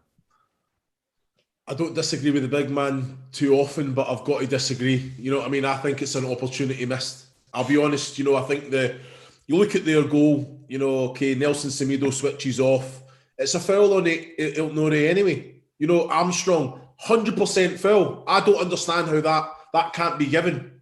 I'm looking at it, 100% foul. You as a striker are saying that's 100% foul. Tomo was unsure, really. Nah, Tomo. We obviously I've got the advantage. If Tomo's unsure, then you know. You're sat at home and we're looking at it at different angles. You know, he's up there. He's won the ball, and Armstrong's. It's basically a body check when he's in the air. That's given as a foul all day long. Well, I said to Mikey, he's lent into him, hasn't he? Yeah. I said that to Mikey, so he's lent into him. I didn't see again, that into it. Again, I think if that. Sorry. I think if that's the other end, I think we'd be screaming that, and the referee blew up. I think we'd be screaming that it weren't a foul. So I wouldn't say it's a clear cut, and I won't say I disagree with you all the time, but it was a fair goal in my opinion. And I know we could there be ifs and buts if this happened, if that happened. Not even to do with that, Keems. We created enough chances. You know, there was some real quality. The little ball, Matino into Jimenez. Another day, he's taking a touch. It's in the back of the net. Yeah. You know, again, the Neto one that's blocked. Jimenez, I think he could have. He went to his right, and Matino was on. You know, Matino was on for. You know, we had so many opportunities. I think it's just decisions, though, isn't it? Just around the backs at times. Yeah. Them little decisions, and Jimenez is just dying for a goal. You can see it. He's getting frustrated. Well, that's where the goal came from. That bit of quality. It's a great touch in his stride, and then obviously to get the accuracy, came off with the post. Neto come on and done his job. Traore looked like back to himself, but again, that final pass, you know, he done excellent to get into that, and then obviously that final pass probably let him down a couple of times this evening. You know, but I think it's a massive opportunity, and we'll be disappointed that we never took 2 points. Of course, you've got to look at the positives. We did create chance. Was it 10 chances the first half, Mikey? 10 chances the second? Yeah, 20 in total, 9 of which were on target. Just for a little bit of a comparison, they only had 8 efforts on goal in the entirety of the Leicester game. So you can say, certainly going forwards, they looked a hell of a lot better than they did before the international break. Yeah, so I just think that Troy already down this right-hand side, so looked a threat. So look, a couple of times as well, he's pulled a couple of balls back. It just hasn't fell for us, has it? Yeah. It just hasn't bounced the right way for us. And that was 2 or 3 chances as well that we could have had off that. So like, if you put in that 10 chances that we had in each of the halves, and you got Traore, who I thought, as the game went on, got better as it went on, caused more of a threat than this right-hand side. Yeah, and we've just got to remember as well the Theo Walcott chance as well. Yeah. That was massive. I think that's what I think we did edge the chances. I just feel that they had a few. They had a real clear-cut chance with the Theo Walcott and the one in the first half. I feel we had a real clear-cut chance with Dendoncker. I think there wasn't many clear-cut chances in the game, and I think they were about even. The Neto forcing a save from McCarthy. I thought Neto was really good when he came on, and I think he lifted us. But I think we'd be I think if any team's disappointed, I think it would definitely be us. But I feel that there's a lot of positives to take from the game, and it's not. I don't feel like it's a massive disappointment to say, it wasn't one where we threw a game away. In essence, yeah. I think we've shown a lot of character to come back, because, to be honest, when Southampton scored, I thought we looked a bit disjointed then, and I was kind of looking around, waiting for someone to do something, because I thought we need something. And when Neto come on, I felt like it did change the game a little bit. It just gave us that injection of energy that we needed. How much credit do we need to give to Nuno for that? Because it felt like a brave move to take Neves off, who was captain tonight, to throw on another attacking player almost, and because we kind of looked at it initially and thought, well, Neto will just play alongside Dendoncker, surely. But he really went wide. I mean, it was kind of 4-2-4, which in the last 3 years is remarkable. You have to go for it. You have to, I think it's one of those, as a manager, you think, okay, if you win, if you lose 2-0, it doesn't really change much. So you have to go on, and Neto, can you affect it in a positive way? Stay up, try and cheat, stay as high as you can. But I thought, I've got to agree with Keems, he was excellent when he came on. He has been ever present. He's been doing his job. Our eyebrows were raised when he wasn't starting, for the fact that he's been doing so well. So again, he said to the manager, "Don't leave me out. Bring me on. I'll be in the right place. I'll score goals." He broke his neck just to get into that position, and then the kind of phase broke down. But because he broke his neck to get there, it just shows you, the one that came off the post, he was in the perfect position for it. But no, as a manager, you have to take those necessary risks, Mikey. So it's one of those, I can understand it's more of a 4, but you're 1-0 down. There's 15 minutes to go. You throw everything at it, and if you concede again, you know what, you were going to lose the game anyway. Keems, let me ask you about the midfield. João Moutinho, he's had a difficult run, really. Almost you could say since restart back in the summer. There's just been something a little bit missing. I thought he actually looked a lot better tonight, and he looked a lot sharper and a lot quicker in some of his play. And as you say, there were times when he was, busting a gut and getting up wide and putting crosses in. Yeah, I was impressed with Moutinho. It was good to see him finding his way back to his best. It's been difficult. I think Dendoncker's kind of sealed his place, really, hasn't he? And he's becoming a real important member at the starting lineup. And it seems like it's Dendoncker and Neves or Moutinho. And I was really impressed. His energy going forward, his passing. I like the way he kept on. You can't always play forward, and sometimes you just need someone just to keep ticking that ball over in midfield. And I felt like he'd done that. He's got his foot stuck in as well. Made a few important challenges, pressing them high as well. And I was impressed with Moutinho. I was impressed with how the formation worked, to be honest, at times as well. And I feel that's another important thing tonight is that we've kind of shown that we can play another way, and we don't normally play that formation. But I'm sure if we worked on it, we'd look comfortable in that formation as well. So I think it's good that we can change things when we need it, because I think especially first half, it probably caught Southampton off guard, and it's nice to be able to make those changes if needed be. You mentioned it at half time, and immediately start of the second half they switched Bolly and Kilman over. Did the back should be a manager, shouldn't I? Well, Did the back four look better like that second half? I can't say. We possibly moved the ball a little bit better, but I felt we looked really disjointed at times as well. I felt like Aït-Nouri kind of got out of position a few times, and I don't know if that was because Bailey was pulling him in a little bit more the first half. So he took the risk to try and make us flow better from the back and pass better from the back. But I felt like also we looked a bit disjointed at times in the second half. So I wouldn't say it worked or that change worked.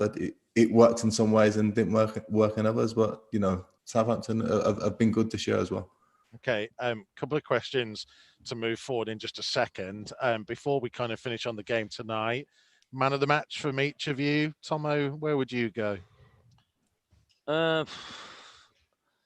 Again, so like I'm looking at the back line a little bit as well. So like I thought Den Donker did well in that midfield area. I thought that he got up and down the pitch pretty well. I thought Bolly played well. But for me, probably edged it a little bit, especially towards the second half display was probably Traore a little bit, just pushing on, so he caused a problem. So I'll probably edge for him there. So like, I think that he played pretty well down that right-hand side. Hard choice this, in a way. Looms, where are you? You know what? Yeah, I'm probably in agreement with Tomo. I thought Traore he was unplayable at times. I really like Semedo. I think on the ball going forward, he just looks so composed. He's so fluent with it. And defensively, but again, he switched off for the goal. So that's probably what's taken it from Semedo there, and I've got to give it to Traore. But I think going forward, I think he's outstanding. That he's got a picture. He's just so fluent with it. He just drives and floats past people, but he switches off without it, which is something that he will have to improve on. Yeah, I think I can see everyone finding it difficult to find someone, and it's not because it was necessarily a bad performance. It's because I felt like it was a bit of a team performance at times. But I'd like to give it Neto because I think he really changed the game when he came on. But I'm going to stick with the guys and go with Traore. I'm happy to see him play 90 minutes. I thought he grew into the game as well. He looked real dangerous, especially in the second half. You could see he was more comfortable taking the ball in them tight areas. And he just edged it for me. But Semedo, I agree with Looms. I really like him. I think I'm enjoying him more and more when he plays. I know he should have tucked around at the back, but I think that's just part of defending. It's going to happen. It will happen again to other defenders to get caught out. Aït-Nouri, I was quite happy with him. I'm happy that he got another game. I can see he's feeling more comfortable at left back. Kilman. There was a lot of solid performances, and Matino was up there as well. By the way, a lot of interceptions. He was all over the place. A lot of energy. Yeah. So I'm just watching the goal again, lads. So in the replay, Max Kilman's very unlucky. So the ball just ricocheted off him, and it just fell to Shay Adams, and he put it straight between his legs. Then, but it's like we're saying about Semedo. It's that thing, isn't it? He's just switched off. It just happens so quickly. It happens so quickly. He probably thinks that Kilman's gonna get the block, which he looked like he was going to get the block. And it just happens. It's things we can slow it down on TV and then replay, and it looks like, oh, you should have just done this and should have done that. It's split seconds at times, and even though it's a disappointing goal to concede, it does happen, unfortunately. Okay, last couple of minutes of our show tonight. Then let's go into our selection meeting for Arsenal. If Conor Cody is available and has trained all week, does he go straight back in and you go back to a back three? I can't believe you've even asked the question, Mikey. Can you just give me 5 push-ups, please? Just for bringing that. You boys have just been saying how good the back four was tonight and how good it was to play a different formation. I mean, you could... Michael. Looms, what you could say stop digging that hole, mate. You're digging a hole. Stay at a back four. This is the question I'm asking you. Because I guess we're all saying that Cody goes immediately back in. I think Cody goes back in. I think even if he decides to keep it a back four, Cody goes back in. Cody's the captain of this football club. He will play more games again, and he possibly could go on another run. So I think Cody will be playing no matter what. So I'm disappointed with your question, mate, in all honesty. No, the question I'm asking, do you go back to a back three or do you stay as a back four? I think it depends what Nuno's thinking is, because while I was impressed at times with us, at times I wasn't that impressed. I felt like I got disjointed a bit. So I feel like he'll probably go back to what we've known. all along. But I think there's going to be selection headaches. There's going to be selection headaches in midfield. I think if he does go to the free, and then a selection headache up front because Neto's obviously got to start now, hasn't he? So, and I think Traore's got to start. I really want to see Traore getting up and running. I know I said it to start, and I know I've probably been saying it for weeks. He needs games. He definitely needs games. He's so important to us, and I really want to see him put a few games together now. And I hope he doesn't get taken out. I thought Podence was okay as well. I thought he'd done well at times as well. He's sharp. We've got options going forward. I wouldn't like to. Podence could have a couple of goals. Exactly. Yeah. So it's a tough decision for Nuno, but it's all opinions in it at the time. Your opinion could change after the Arsenal game of who do you think you should be playing. I think it's a tough decision. I think he will go back to the free. I think Cody definitely will come back in, and it'd be interesting to see what he does with the midfield and the strikers. Tomo, what would you do? Yeah, Conor Cody's got to come back in for me.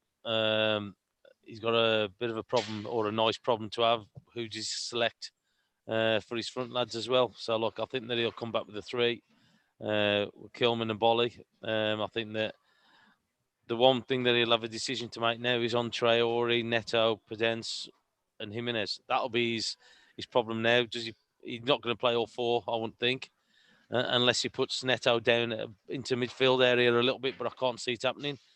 Well, again, so look, it's a nice problem to have. So look, I'm just watching the Neto goal as well, how he's read it, and Jimenez with the shot. But look, say Conor Cody, as Keames was just touching on there, he's the captain of the team. So he's been outstanding in the position that he's played. Hence, that's why he's got the call up for the England squad. It's just a shame that the way things have gone, where he's ended up having to isolate a little bit. So it's look, it's a nice problem to have. It's going to be a tough game then at Arsenal, but I do think that Conor Cody will come straight back into the side for me. Yeah, I think the point I was getting at was, are we going to stay as a back? I got quite offended when you asked that question today. I think he'll go back to the three. I think he'll go back to the three. Because this is the point, and and Keames makes the point that actually there are some really interesting selection issues to make this week.